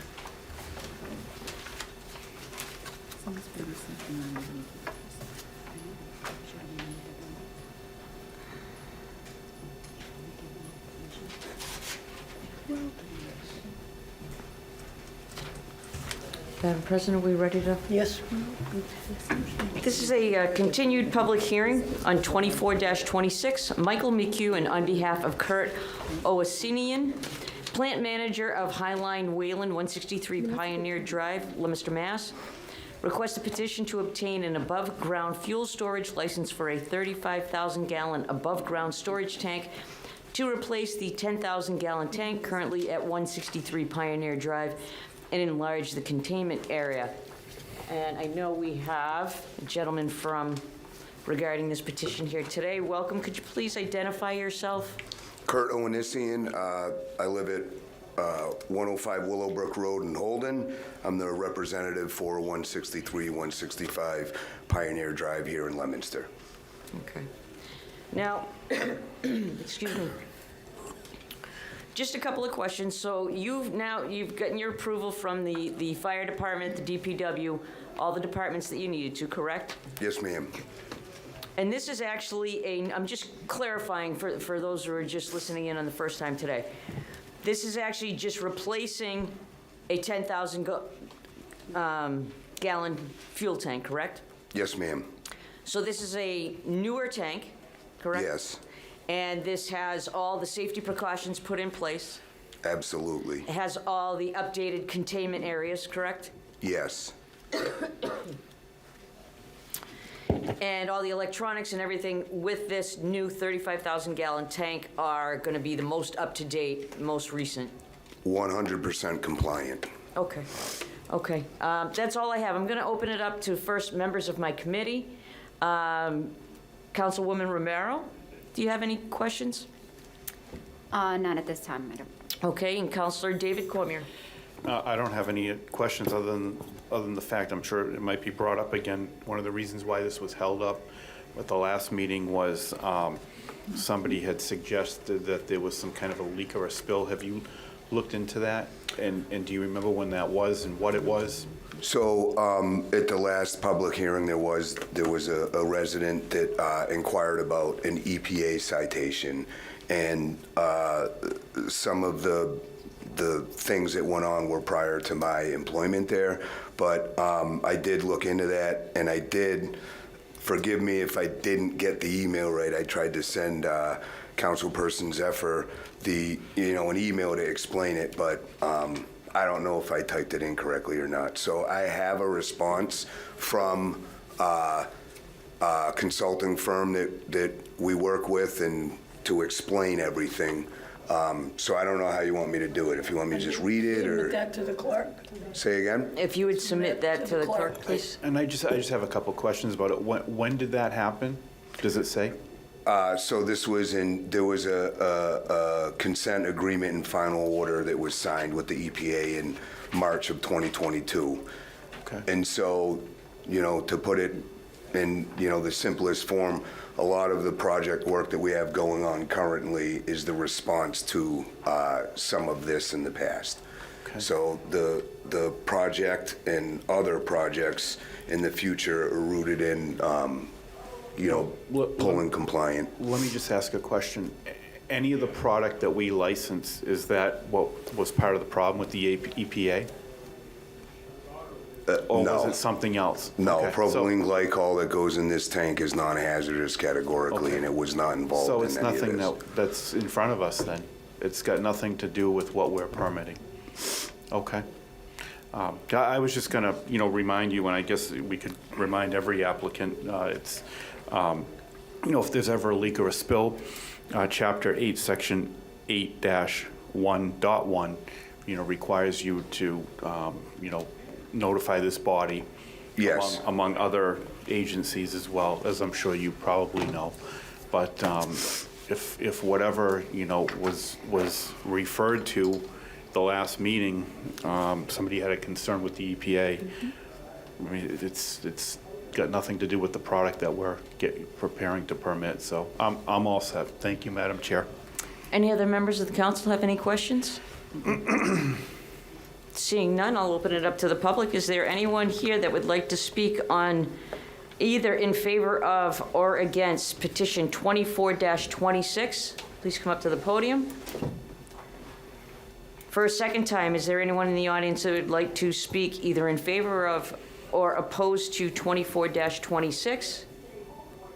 And for a third and final time, is there anyone here who would like to speak in favor of or opposed to 24-26? Seeing none, Madam President, I'd ask that the public hearing be closed. All right.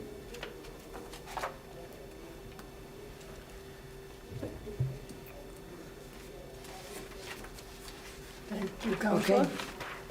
Okay. This is a public hearing on 3-26. Glenn Eaton, Executive Director, Montechusett Regional Planning Commission, request to amend the zoning ordinance to replace Article 15, except accessory apartments, with a new Article 15 that complies with recently passed state law and makes other changes to implement the new ordinance. This matter has been continued a few times. This was also the subject of a subcommittee hearing back in December where we had some questions that went out.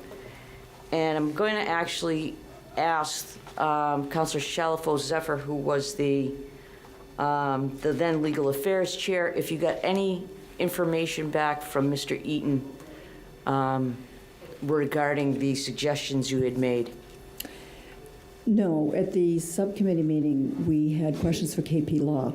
And KP Law, Amy Quessel, Brian Riley referred these to Amy Quessel, who's the land use person. So she did respond, and I know that the clerk, I think, sent a copy of that response to everybody. Okay. Yep. Do we Two have- questions. Do we have a copy of those responses? I don't seem to have a copy of them. You should have one down here now, but I can get it to you. Oh, hang on. No,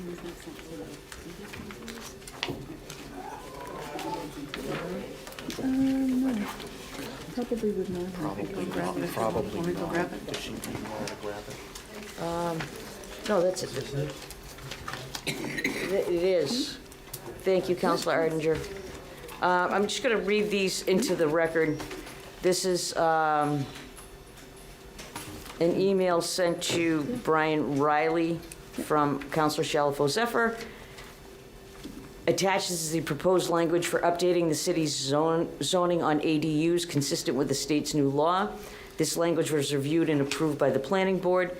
At the Legal Affairs Committee meeting last night, a couple of questions came up. On page 2 of the proposal Leominster ADU amendments, the language in number 10 needs clarification. The proposed language is amend section 22-24, Business D District BB, by adding the phrase other than detached single-family homes to item 24.3.1. So it reads, residential uses in the BB district other than detached single-family homes are permitted with a special permit from the Planning Board. Does this language preclude single-family homes from being built in BB with a special permit, or are single-family homes allowed to be built by right and not subject to a special permit? And I'm going to go right into the response from Attorney Kessel on this. And she writes, in my opinion, this provision prohibits single-family homes in the BB zoning district, but allows other residential uses by special permit. I am not aware what the Planning Board intended, but in my further opinion, this conflicts with the table of uses, which allows certain residential uses, bed and breakfast or inn, and upper story dwelling units, 1 to 4 units by right. I'm also confused by why this is in the zoning amendment, as it does not relate to the ADUs. The email from Councilor Shalfo Zephyr to the attorney continues with a question. The committee was confused about why the language was added and wanted to clarify what the added language actually does. On page 3 of the proposed amendments, the language in number 12 seems to conflict with 22-37.2. Current 22-37.2. Accessory structures such as sheds and garages, both detached or attached to the principal structure, when not used for human occupancy and not more than 1 story in height, must be set back at least 5 feet from any side or rear lot line. proposed amendment, a detached accessory structure on one story may not be closer to the principal structure than 10 feet. A detached accessory structure of more than one story may not be closer to the principal structure than 15 feet. An accessory structure not used for human occupancy, and Attorney Kessel suggests an additional note to that, and not more than 1 story in height, may not be closer than 10 feet to any side or rear lot line. Accessory structures used for human occupancy must conform to the table of dimensional requirements except as described in 37-6 below. Excuse me. With the question being, please let me know what you think about this. Should we simply delete 37-2? And the response is, I agree that it is conflicting. 37-2 provides that accessory structures not used for human occupancy be 5 feet from any side or rear lot line, while 37.3 provides for 10 feet.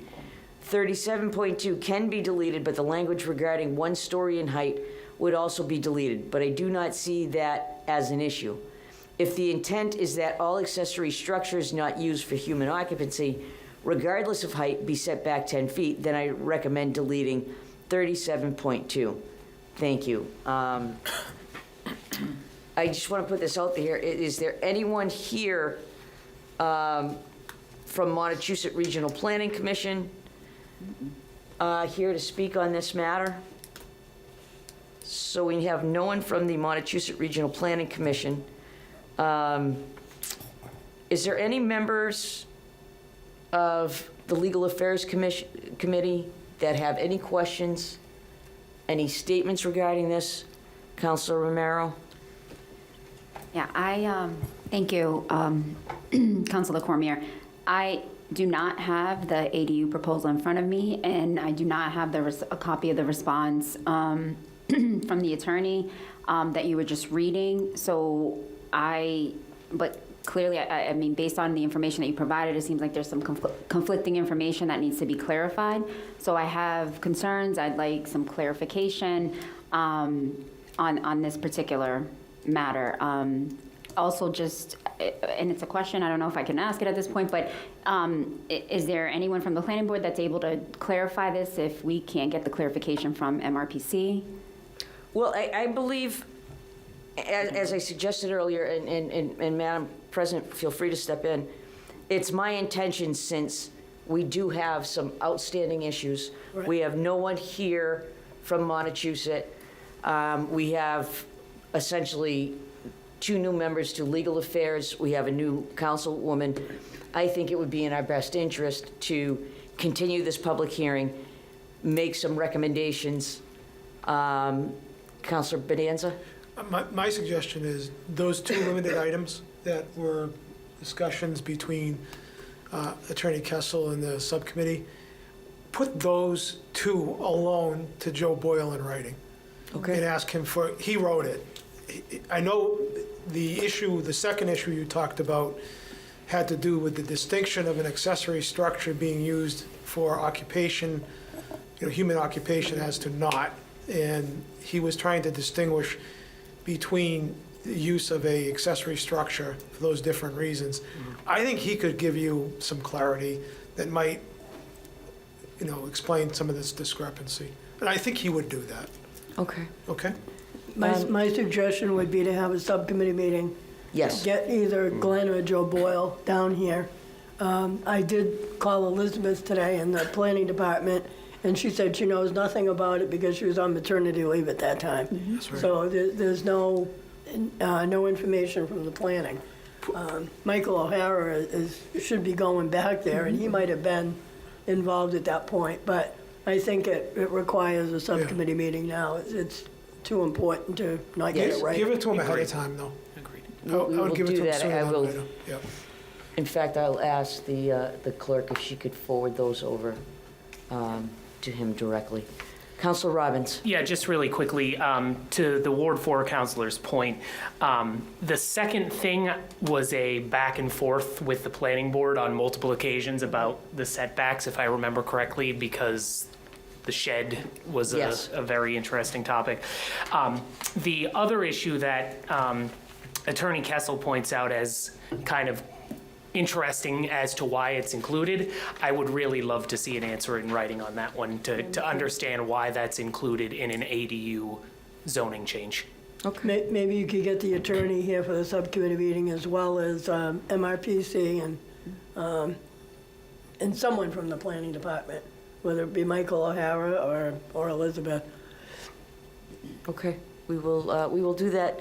While we're here, though, unless any of the counselors have any other questions, I do want to open it up to the audience in the event that there's someone here to speak on that.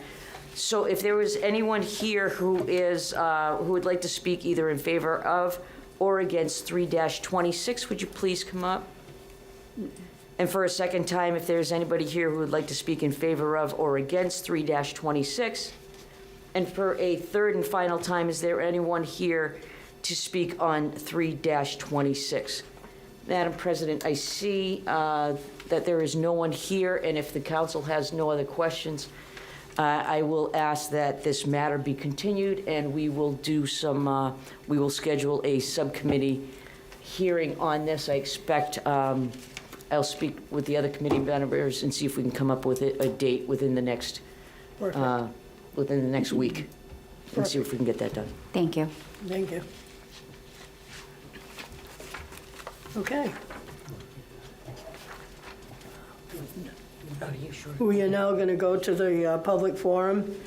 Public forum is an opportunity for any member of the audience to speak on a matter specifically listed on the council agenda.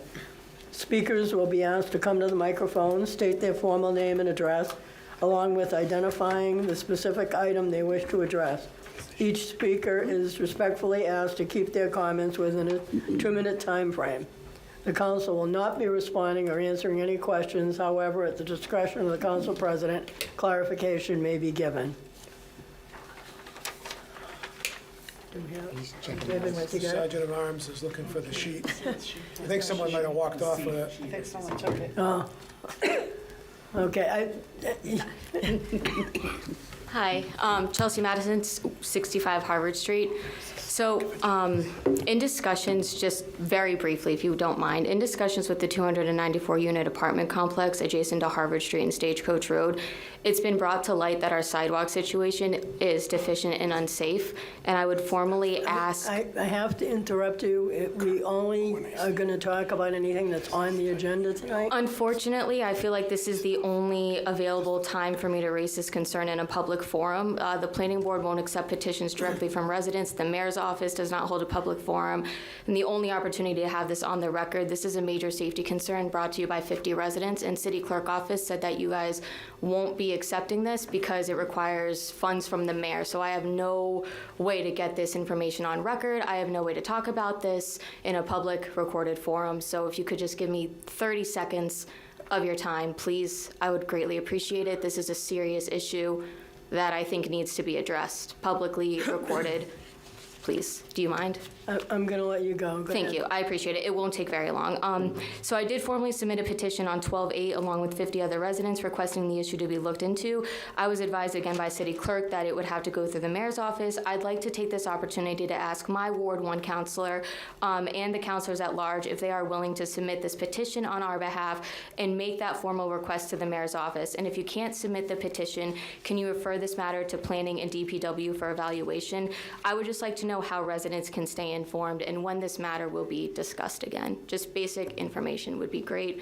And I know you can't answer questions, but just anything that could be provided would be amazing. Right, let me, the clerk just gave me a copy of a response from our attorney, so it was forwarded to our attorney. Okay. Hi, Elizabeth, I'm responding to the attached petition and Mark's question, Councilor Bedanza, while he was president. I agree that this petition is essentially a request for the City Council to appropriate an indeterminate amount of funds for a sidewalk project. While the councilors might support the concept, the only way that the council can act on this would be approving the mayor's budget for fiscal year 26, or arguably a mayoral supplemental budget request before then. that includes funds for such a sidewalk project. Any vote on this petition as submitted would be at best a non-binding resolution. In my opinion, however, the best course would be for the president to treat it under Rule 9 of the council rules as a petition that, quote, request action of this council, which is outside of the council's lawful jurisdiction, end of quote. The petitioner may be requested to withdraw the petition and perhaps take their concern to the mayor or the DPW and see if either might be willing to consider including this in a future budget request. The petitioner states that Wood Partners, the developer of the Orchard Hill project, has committed to pay $150,000 towards this potential sidewalk project. If accurate, Wood Partners could make a cash donation to the city for that specific purpose. The funds would be held by the treasurer in a, quote, gift account pursuant to General Law, Chapter 44, Section 53A, and they could only be spent for the designated purpose with the approval of the city council and mayor. Such a donation might make the city more willing to consider supporting and funding the balance of the project. But the attached petition cannot require the city council to act alone for the reasons stated above. Okay, that's So- fair. Is there any way that you, as the city councilors, can, because me calling the mayor on a non-public forum, he can say yes and then go back on his word. I mean, I just think that me calling DPW and asking for quotes isn't the best option. I'm a single resident, so I just want this out in the open, and I just want the support from city councilor, and I just don't know how to go about doing that. And I know I can call the mayor, but he's not going to listen to one resident who is having these issues. You'd be surprised. That is the avenue you need to take, though. You know, because if he supports this, and the DPW would support it, then it would come back to us with an appropriation to do the sidewalks. That's how it works. It's kind of, right now it's kind of like backwards, asking us to support something that we don't have the money for. And we can't appropriate the money. Okay. That's the problem. Okay. All right. So I would just have to call him and just hope that he follows through on his word? Well, it wouldn't even be his word. If he sent it down here to us, then it would be, the finances would be approved for it. Okay. If he sent it down to us, so. Okay. And there's no way you guys can bring this to his attention? It has to come through me specifically?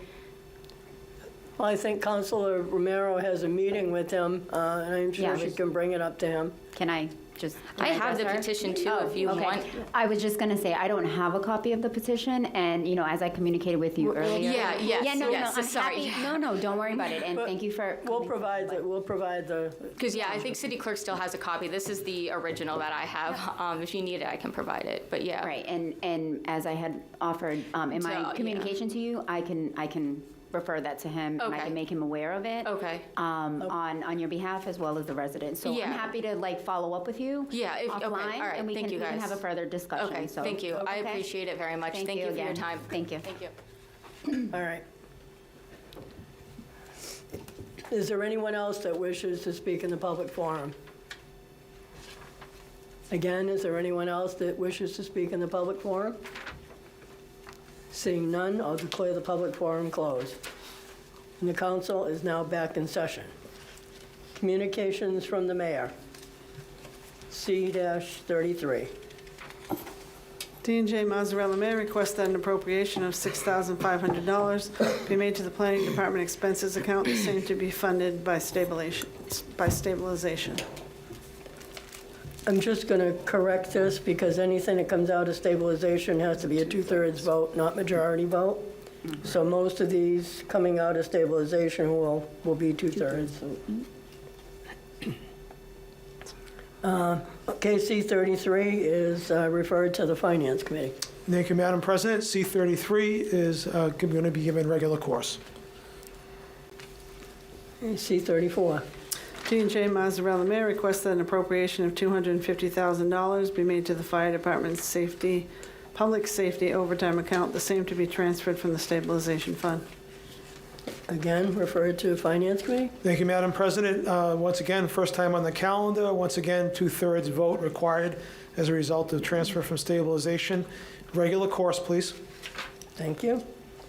C-35. Dean J. Mazzarella, Mayor, requests that an appropriation of $50,000 be made to the paramedics overtime account, the same amount to be transferred from the stabilization fund. Again, referred to the Finance Committee. Thank you, Madam President. Once again, first time on the calendar, regular course and 2/3 requirement for the vote. Okay, C36. Dean J. Mazzarella, Mayor, requests that an appropriation of $35,000 be made to the city clerk postage account, the same to be transferred from the stabilization fund. This is regarding first-class postage to mail out the 2026 census. Again, referred to the Finance Committee. Thank you, Madam President. Again, first time on the calendar, regular course and 2/3 vote requirement. C37. Dean J. Mazzarella, Mayor, requests the appointment of the following to the Doyle Field Commission, term to expire April 15th, 2029. Ed Vowles of 81 Merriam Avenue, Leominster. Okay, this appointment is referred to the Ways and Means Chair. Thank you, Madam President. C-37 is given regular course, and I will ask the clerk if she can set up with Mr. Vowles a time for an interview before our next meeting. Will do.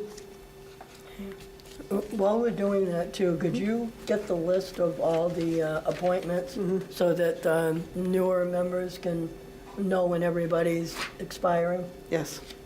Thank you. And those that are being held over as well? Yes. Thank you. C-38. Dean J. Mazzarella, Mayor, requests that the remaining balance of $8,004.34 from the Johnny Appleseed 250th celebration be transferred to the 250th celebration of America.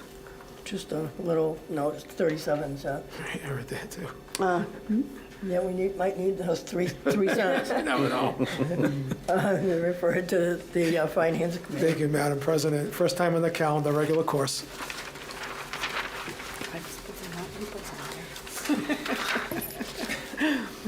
29-26.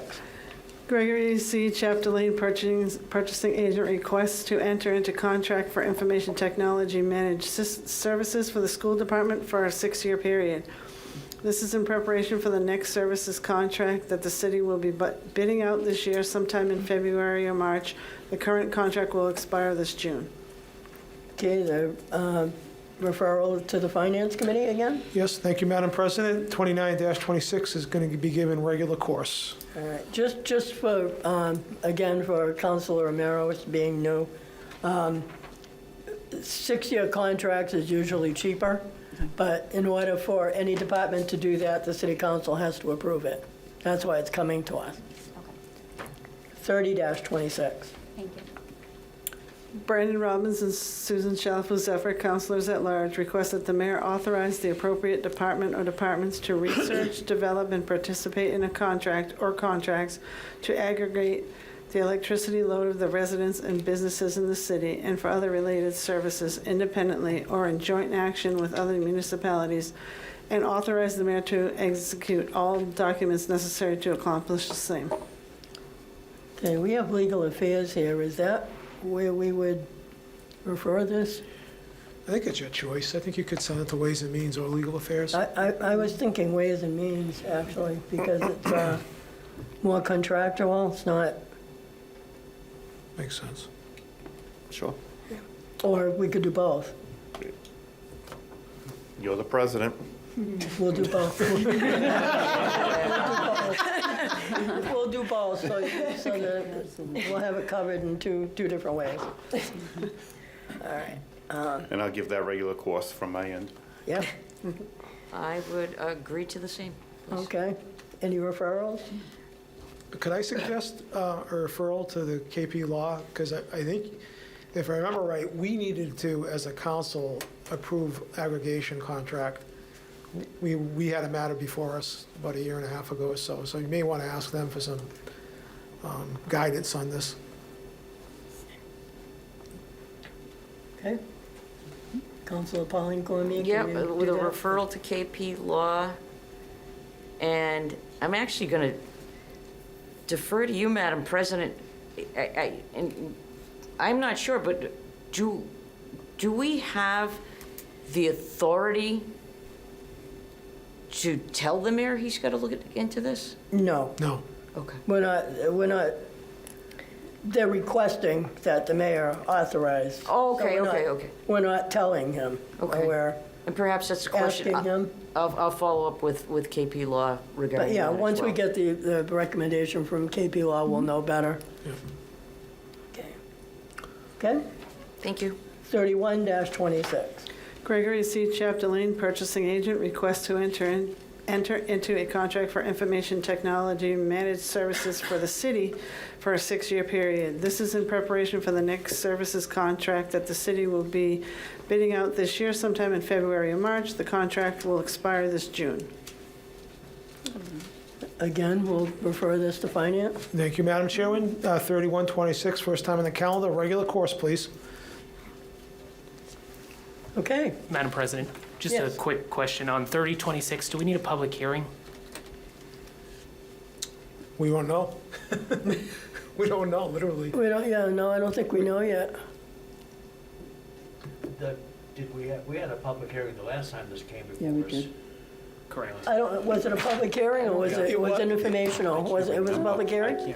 I think it might have been informational with, Either way, we're not being asked to do anything yet.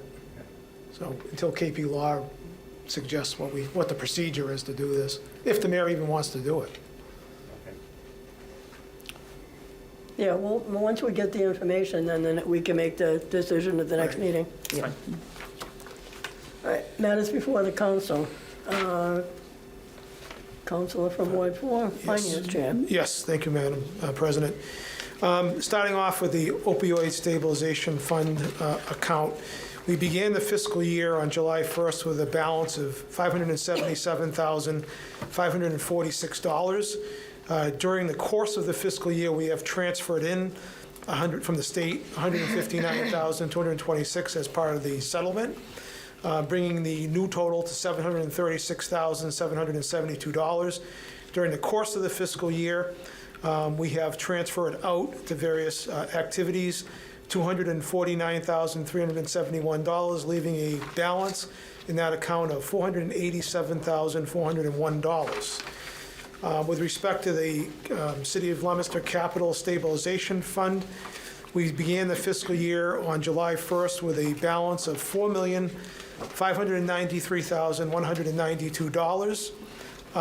During the course of the year, we had one capital request, I believe it was for the police station, or a payment for the police station, of $2,261,190, leaving a balance in the Capital Stabilization Fund account of $2,332,002. With respect to the regular stabilization account, we began the fiscal year on July 1st with $24,323,829. We added interest during the course of the year of $250,859. We have expended or will expend $2,726,902. $335,000 of that $2.7 million is before us still and not yet approved. But if it's approved, it'll leave a balance in the stabilization account of $21,854,786. I had a conversation with the comptroller this past week or last week, just to answer some questions about where we are on the budget and with free cash. Our Schedule A was submitted to DOR in the first week of December. She's anticipating a certification by DOR sometime near the end of February or beginning of March. And at that point, we should know what our free cash is certified at. As far as the budget, generally, they are just starting to meet with department heads. We have, one of the budget drivers, of course, is going to be a large increase in health insurance costs. As far as labor is concerned, we're pretty well liquidated with respect to what we know our labor costs are going to be for the next fiscal year. 8 of our 9 contracts have been settled. The only outstanding contract right now is with the Superior Officers Union, the police department, which only consists of 17 members. So we're in pretty good shape knowing what our costs are going to be with respect to labor. Like I said, they'll be meeting with department heads shortly, so stay tuned as the year proceeds for the budget. That's the financial report, Madam President. Thank you. And we're not spending any money tonight. Not tonight. And Ways and Means, I don't think we have anything there either. That's correct. Okay, so we'll go right to Legal Affairs to 24-26. This petition 24-26, Michael McEwen on behalf of Kurt Owenissian, plant manager of Highland Whalen 163 Pioneer Drive, Leominster, Mass. Request a petition to obtain an above-ground fuel storage license for a 35,000-gallon above-ground storage tank to replace the 10,000-gallon tank currently at 163 Pioneer Drive and enlarge the containment area. We have had several meetings on this. At the last meeting, we sent out some issues with Mr. Owenissian. I just said that again so I can mispronounce it again. Regarding a question that had come up. And every other way, and I think he was able to answer that question for us this evening. In every other way, they have met all our, they've gotten positive recommendations from the police, the fire chief who actually went over and walked the area. This is an opportunity for them to, it is an additional 35,000-gallon tank, but it's also the top of the line, the newest model. The containment area has been enlarged. The fire chief is satisfied with that containment area and with all the safety procedures that are in place. It would be my position to grant 24-26, Madam President, and I would ask you to check with members of my committee. Oh, I'm so sorry. Councilor Romero? I was asking a question. I'm sorry, can you repeat that? Do you support 24-26? Yeah, I was just actually discussing this with Sue. Madam President, I don't know if it's possible, but I feel that I'd like to abstain from this because I don't have, I didn't have the petition, I don't have any background information, I'm not aware of what the concerns were, and I haven't had an opportunity to review it. This is the first time I'm hearing it, so I don't know if it's possible for me to abstain from this particular vote. Actually, you're supposed to vote. I would, I'll defer to the past president. Yeah, you gotta have, you can't, everybody has to, per our rules, you have to vote. Unless you have a valid reason to You have to be choose a yourself. conflict to. Yeah, I don't have a conflict, I just don't have the relevant information. So given that, it's nothing specific about this project, but I can't vote affirmatively without having all the background and the facts. She didn't even have a copy in her packet of the petition, even to review prior to tonight's meeting, and even some of the other ones that, because we get petitions previously, right? And I didn't. But the packet only has the new stuff that's on the agenda. Right. It doesn't have. And I didn't think to request it in advance, Exactly. It makes sense. So again, it's not, can you move forward if I vote in the negative? Like if I vote, Well, we could, but the rules state that everybody's got to vote unless there's a conflict. right, that's what I'm saying. So if I have to vote, not given the information, I don't want to vote affirmatively. It would force me to vote no. I think, yeah. It's a vote. Yep. Yep. If So you I feel think you it have has to. You can either trust the information that the committee has gotten in the past, or if you're not comfortable, you can vote against it. But you have to vote. Right, and so I certainly know that I'm sure due diligence has been done, and you have, asked all the questions that you need to ask, but again, just personally, without having all of the information before me, I don't feel comfortable making an informed vote, like a vote in favor of this. So, Okay. I'm sorry, but nothing personal. I swear. Okay. David? My recommendation would be to grant 24-26. Okay, so there's a majority vote.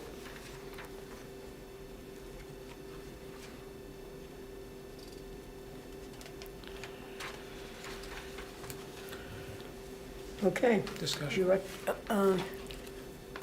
Just discussion. if Oh, I may. okay. I just very quickly, since he's still sitting here, I just want to thank the petitioner very much for, putting up with us and being here and giving us the information so that we can get everything clarified.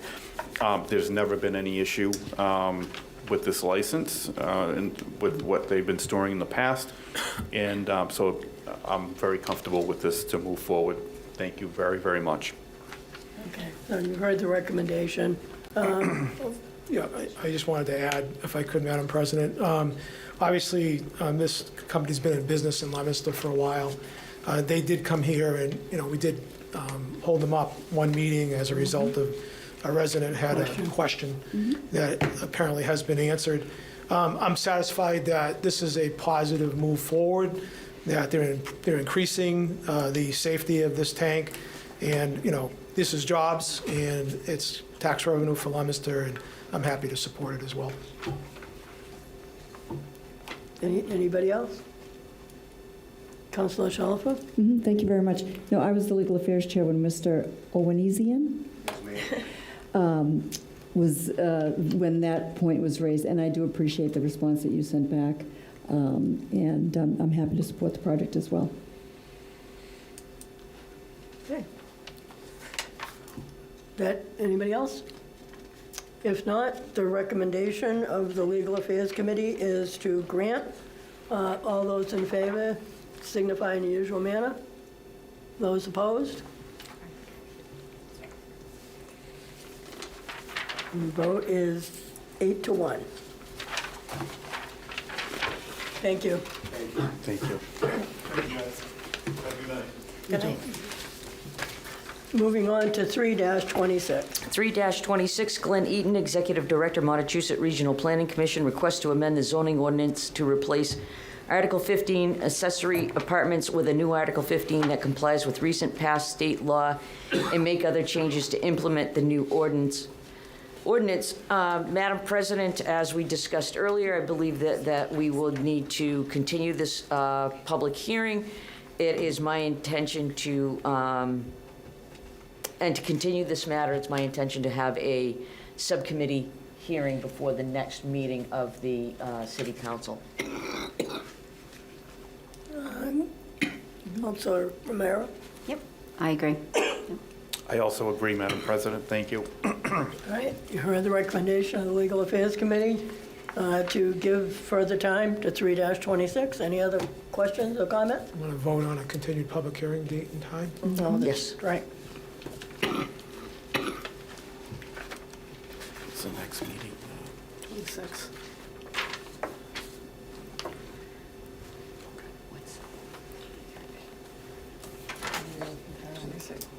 Nothing is on the 26th yet. Did you give me another?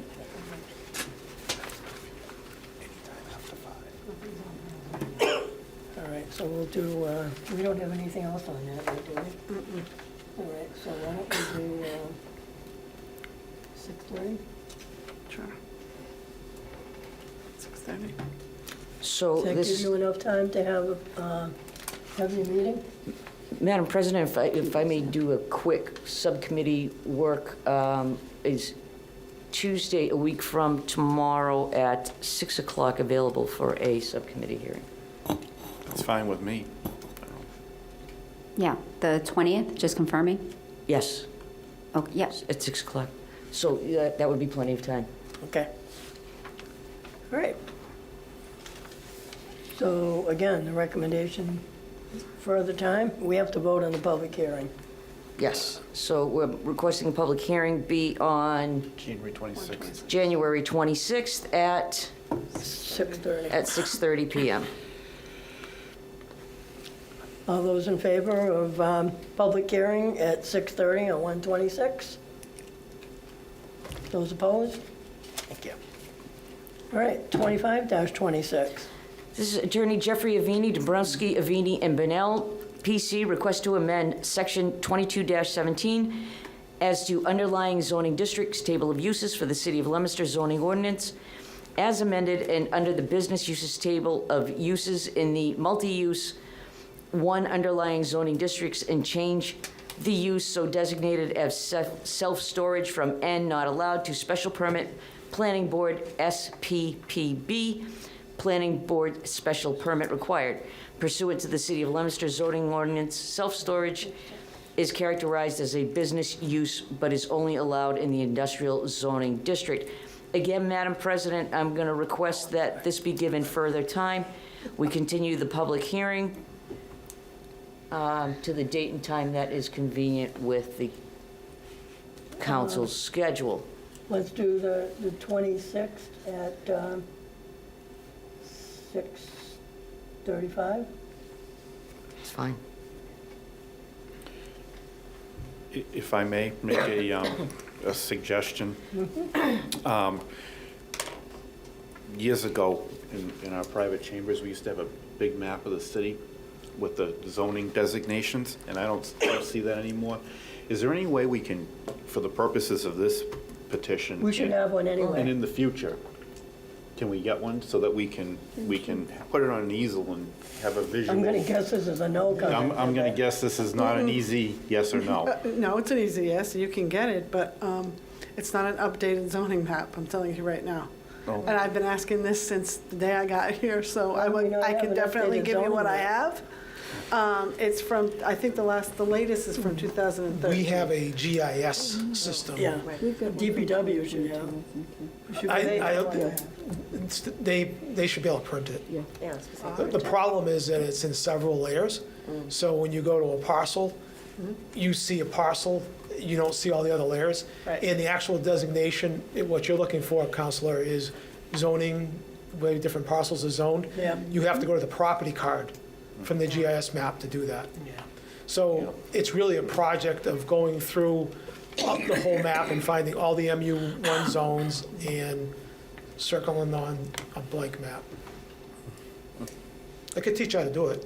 I was going to say, Madam President, can you give me an order to do that for us? He just offered, I don't need to order I it. do know that in the assessor's office, they have something like Something what like- you're saying. I'm gonna guess Yes, it- way more detailed The than what I have. DPW doesn't have. We could ask. We Yeah, could ask John Roseberry. I think there must be one. I mean, we should have one, you know, Yes. because I used to reference. You're right, it. we used to look at it Right. all the time in there. Yeah, and You're right. for a petition like this, it'd be very useful, you know. Okay, did we vote on the public hearing time? Yes, further time too. Yeah. Vote on further No, time. not yet. No, we didn't vote. We didn't vote. But we okay, do, we no. have to, yeah. All right. For the 25-26 is given further time with hearing date continued to 1/26 at 6:35. All those in favor signify the usual manner. Those opposed? Okay, thank you. Can I just, before we move on, can I just get clarification? Are we having a subcommittee meeting on that as well? That'll all be at the same. Yes. The same? Okay. Yes. All right, very good, thank you. 27-26, Public Service Committee. And I'll Councilor be Noseworthy. abstaining from these two. It involves my employer. Thank you, Madam Chair. So petition 27-26, Massachusetts Electric Company doing business as National Grid and Verizon New England, Inc., requests permission to locate poles, wires, and fixtures, including the necessary sustaining and protecting fixtures, along and across the following public way: Pleasant Street, National Grid to install one jointly owned pole on Pleasant Street beginning at a point approximately 10 feet east of the center line of the intersection of Lisa Drive and continuing approximately 10 feet in an easterly direction. National Grid I'll is in... move that we waive the remaining Oh, part of the perfect. reading. You don't want to hear that again? No. Yeah. All right, we'll have the Thank reading. you. Yes, so we did have a public hearing on this petition earlier. Before I get into that, though, can I just read one document into the record? Sure. Very short. Yeah. So this document is dated December 11th, 2025.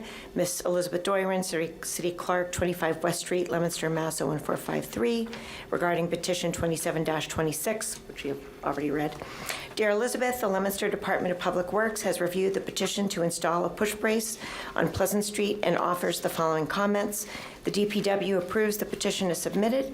However, the city is still waiting for National Grid to finish petition 2-25 on Lancaster Street. The failure to remove the tree results in the DPW not being able to finish the sidewalk. As a result, the sidewalk is not ADA compliant. Please let us know if you have any questions. Sincerely, Raymond Racine, DPW Director. I'll defer to the former chair, the Counselor at Large Robbins. I believe that the tree has been, Yeah, I talked to John Roseberry before the tree was taken care of. He had asked us to hold these up if they were not, if it hadn't. Like the Lancaster Street one that just went down? That is the tree in discussion.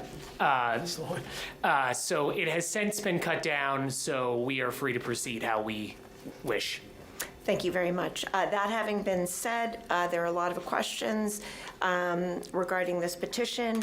One of the things we discussed was having a meeting with the impacted residents, hopefully within 2 weeks before our next meeting. So it would be my recommendation for now to give this petition further time. And I ask that you check with my committee. I agree. I agree. Okay. So the recommendation for 27-26 is further time with a hearing continued to 1/26 at 6:40. I'd consider 2/9. Possibly, yeah. I'd consider the first meeting in February, because I'm not optimistic that they're going to have their act together in 2 weeks. Point taken. Yeah. Want to do that? All right, let's do 2/9. 6:40 still? What time? There isn't anything on that date. Everything's open? Mm-hmm. All right, let's do 6:30. Okay. Thank you, Madam Chair. We have to vote on that? Yep. 2/9/26, 6:30, further time, 27-26. All those in favor signify using manner. Those opposed? Thanks. All right, 28-26. Thank you, Madam President. Petition 28-26, we also held a public meeting earlier. Permission to waive the reading? Yes. Thank you. So I do have a very short document to read into the record for this as well. Dated December 11th, 2025, Ms. Elizabeth Doiron, City Clerk, 25 West Street, Leominster, Mass. 01453, regarding petition 28-26, which we've already read into the record. Dear Elizabeth, the Leominster Department of Public Works has reviewed the petition to install 3 poles on Jungle Road and offers the following comments. The DPW approves the petition as submitted. However, the city is still waiting for National Grid to finish petition 2-25 on Lancaster Street. The failure to remove the tree results in the DPW not being able to finish the sidewalk. As a result, the sidewalk is not ADA compliant. Please let us know if you have any questions.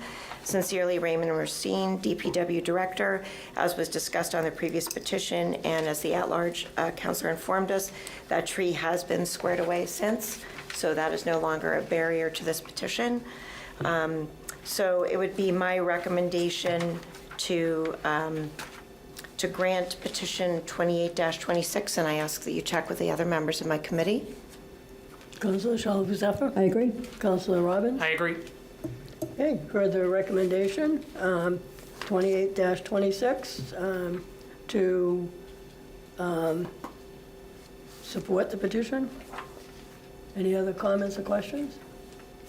If not, all those in favor signify in usual manner. Those opposed? I don't have the plan. Once again, where it indicates, see the plan attached, I didn't have the plan to review it, so I don't have. Okay, so you were a Yeah, so no? for further time, yeah. Okay. I can ask for further time. That's the vote. No, the vote is, yeah. It's coming this way. Right, I'm sorry, she was just clarifying something for me. We weren't sure if this was gonna get further time or if it was a vote today, but, again, without the information, I have to vote negatively, sorry. That's okay. No apologies needed. All right, new business. So the final vote was 7-1? Yeah. 7-1 of the one abstention, right? Oh, I'm sorry, I got David's extension. Yep.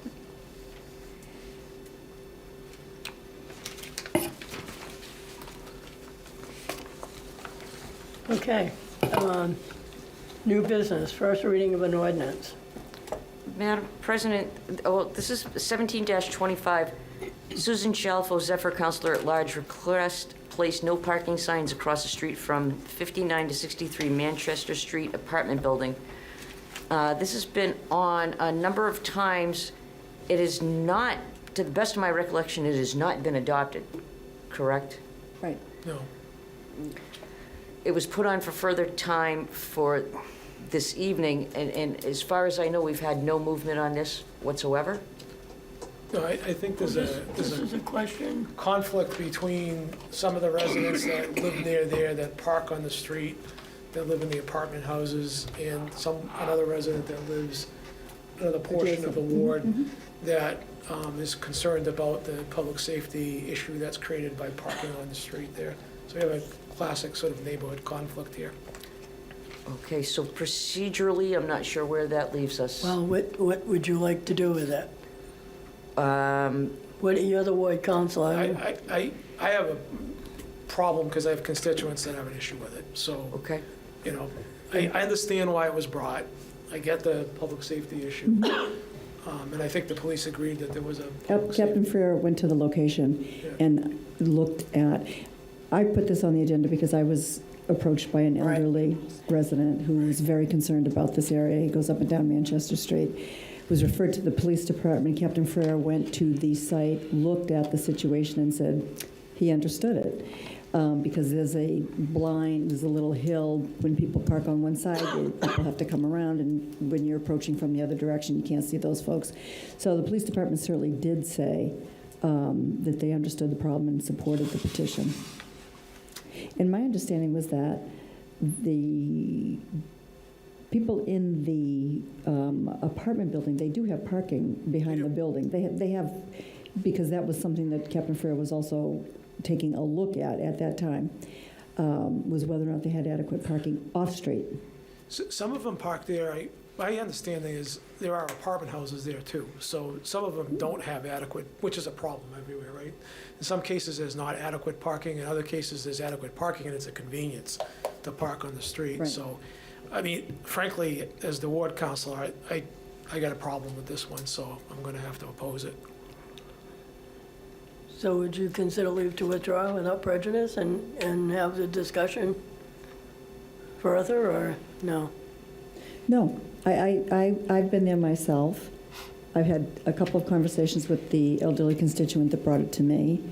It went through a review by the Leominster Police Department, and, who conducted an on-site visit and agreed that, this is potentially a problem. I understand the Ward 4 counselor's issue. If you get people on both sides of the issue, I understand that, that's a tough one. But from my perspective, I think this is putting up those parking signs to, alleviate a potentially, problematic public safety problem. I support. So you have one constituent that wanted it up, and you have several that have an issue with it. So, I mean, listen, I get it. It's one of those things. I mean, it depends on what side of the fence you're on, I suppose. But people have been parking there for a long time. I don't know of any accident history there. So, I mean, I remain opposed to it.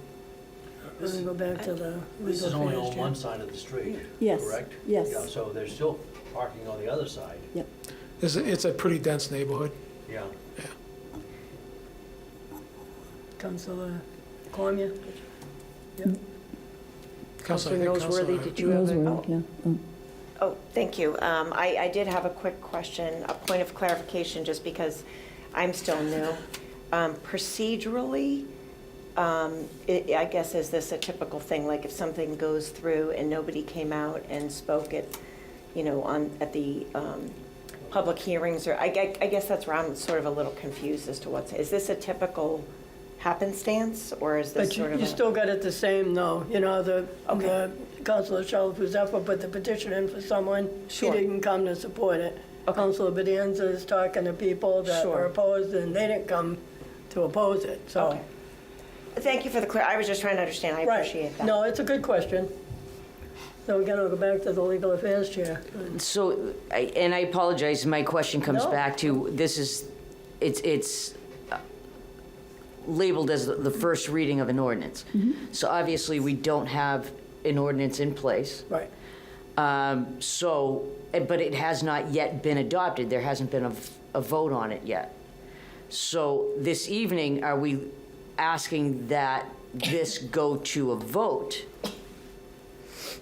That's the question Might that's as up well. right now. Yeah, Might as well. yeah, we're gonna vote on it either way, yes or no. Okay. Then it would be my recommendation to deny this petition, and I'd ask you to check with members of my committee. Okay. Councilor Romero? I guess, along the lines with Carrie and kind of what she raised, I'm trying to figure out this process and better understand it, but there was no public hearing? There was a public hearing Yep. regarding this. Okay, all right. Once again,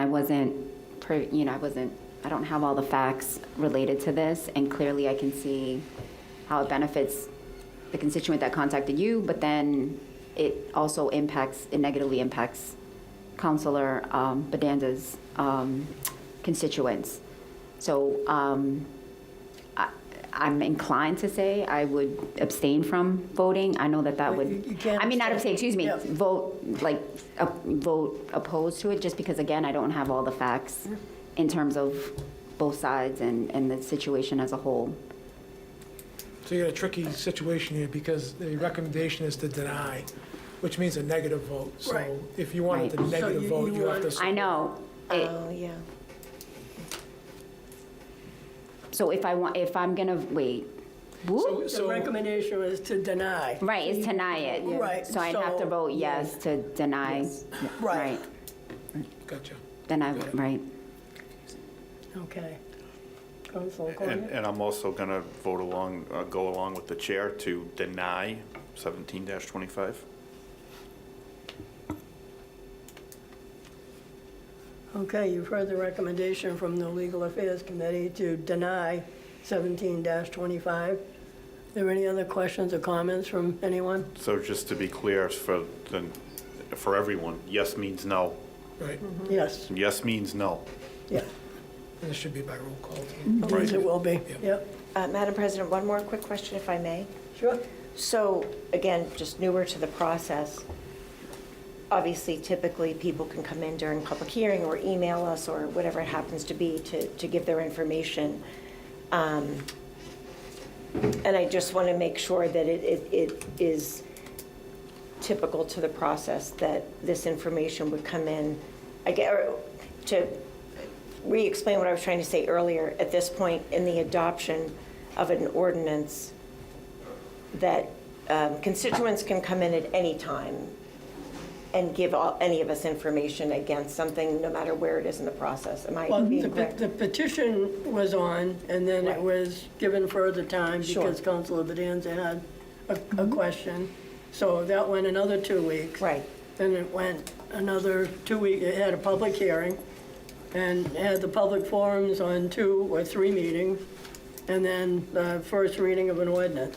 So it's been months, 2 months? Easily. Since September 22nd, it's first on our agenda.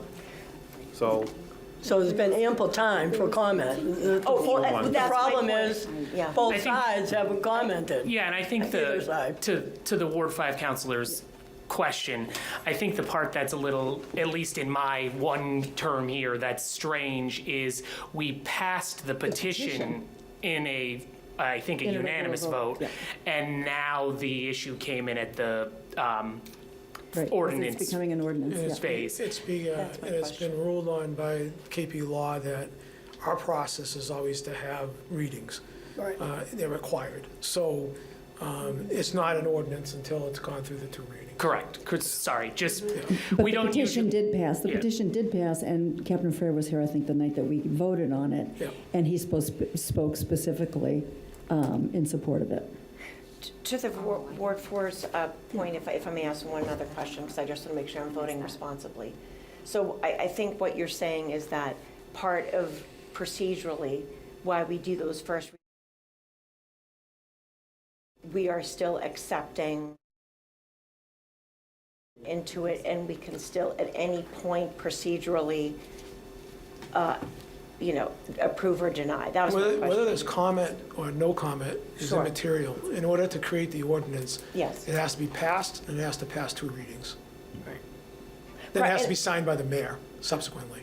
Yes, and I just want to make sure, just for people watching at home as well, and for my edification, that the reason why you're saying that we do that process is because we're allowing for information to continue to flow until we do that last reading? Not No, it's our really, rules. but it's just required. To create the ordinance, that's what we have to do. Oh, no, and I understand. I guess what I'm...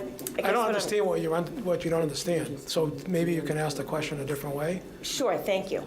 I guess what I'm asking is for the people at home and for myself, just because we vote to approve, like was done here, approve something, it can still be voted against. It our rules. depends on what you're talking about. If you're talking about an ordinance, Yes. then it has to go through, it has to be passed. Right, Then it has to be read once and passed, read twice and passed, and then signed by the mayor. correct. There So at are any plenty of other time- things we do that don't follow that procedure. Sure, But sure. with So respect at to any- an ordinance, that's the way it has to go. So at any time, this can happen, is what I'm, Right. this can, okay. That was my question. Yeah. It's just, it's not an out of the ordinary happenstance. No. Thank you. And sometimes we may not particularly want to vote for the first reading, but there's always the option that we can amend something or do something before we get to the second reading. Right. Okay. So, I mean, we try not to do that. Sure. Because you get the whole petition time to do that. Thank you for that But it's clarification. it's Just for something people at that home can happen. watching, like when something passes and it's at this point. Thank you. Okay, so the recommendation is to deny. This will be a roll call vote, starting with Councilor David Cormier, Yay. Councilor Pauline Cormier, Yay. Councilor Iden, Yay. Councilor Noseworthy, Yay. Yay. Nay. Yay. Yay. and I'll be recorded as yay.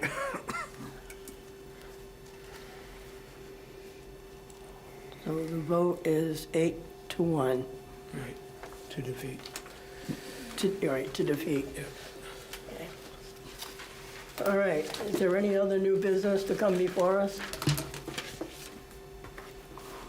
If not, one thing I did want to do quickly, and I thought I wanted to do at the beginning of the meeting and didn't do it, was to recognize the passing of Officer Steve Kramer. Yes. He was an incredible police officer, did so much for the youth in this community while he was alive. He started the first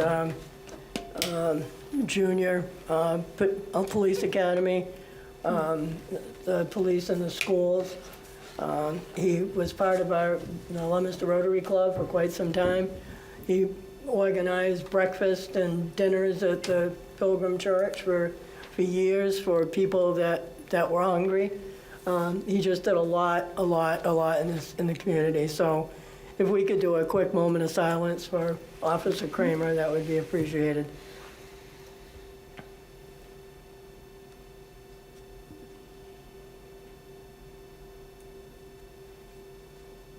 Thank you. One thing I just want to quickly go over, and I'm glad Councilor Pauline Cormier brought it up on subcommittees. I want to get back to having subcommittees of the council again. They don't have to be all the time, but if you could maybe coordinate with the finance chair and maybe have them on the same night. You know, it's good for the public so that we can talk about our transparency, because that's come up a lot. Sometimes, a lot of times unfairly, but it's come up. So, you know, when you have a $250,000, we know that it's pretty routine for the police or fire and why it's done. But if we can go back to having the police chief and the fire chief come in and explain it, and then we can get LATV to record those, and you know, that should, but if it's something minor like the postage for the clerk, that can be done 2 minutes before the meeting if you have to set that up. The same thing with legal affairs, if it's something pretty ordinary. But I don't want to do any more of the polling the committees. I want to have recommendations from the chairs before we vote, so that we know the recommendation's 2-1 or 3-0, and just so that we can do that. And it'd be pretty routine once we get going on it. So, appreciate that. All right, any old business? If not, community calendar. Anybody have anything on community calendar? Okay. Motion to adjourn? There's a football game on, I know. I know. Oh, that's why I said it was on. Have a motion to adjourn? Second? All those in favor say aye. Aye. And those opposed? Thank you, everyone, for my first meeting. Being patient. Thank you, Claire. So who do you want to win? Five. Easier team.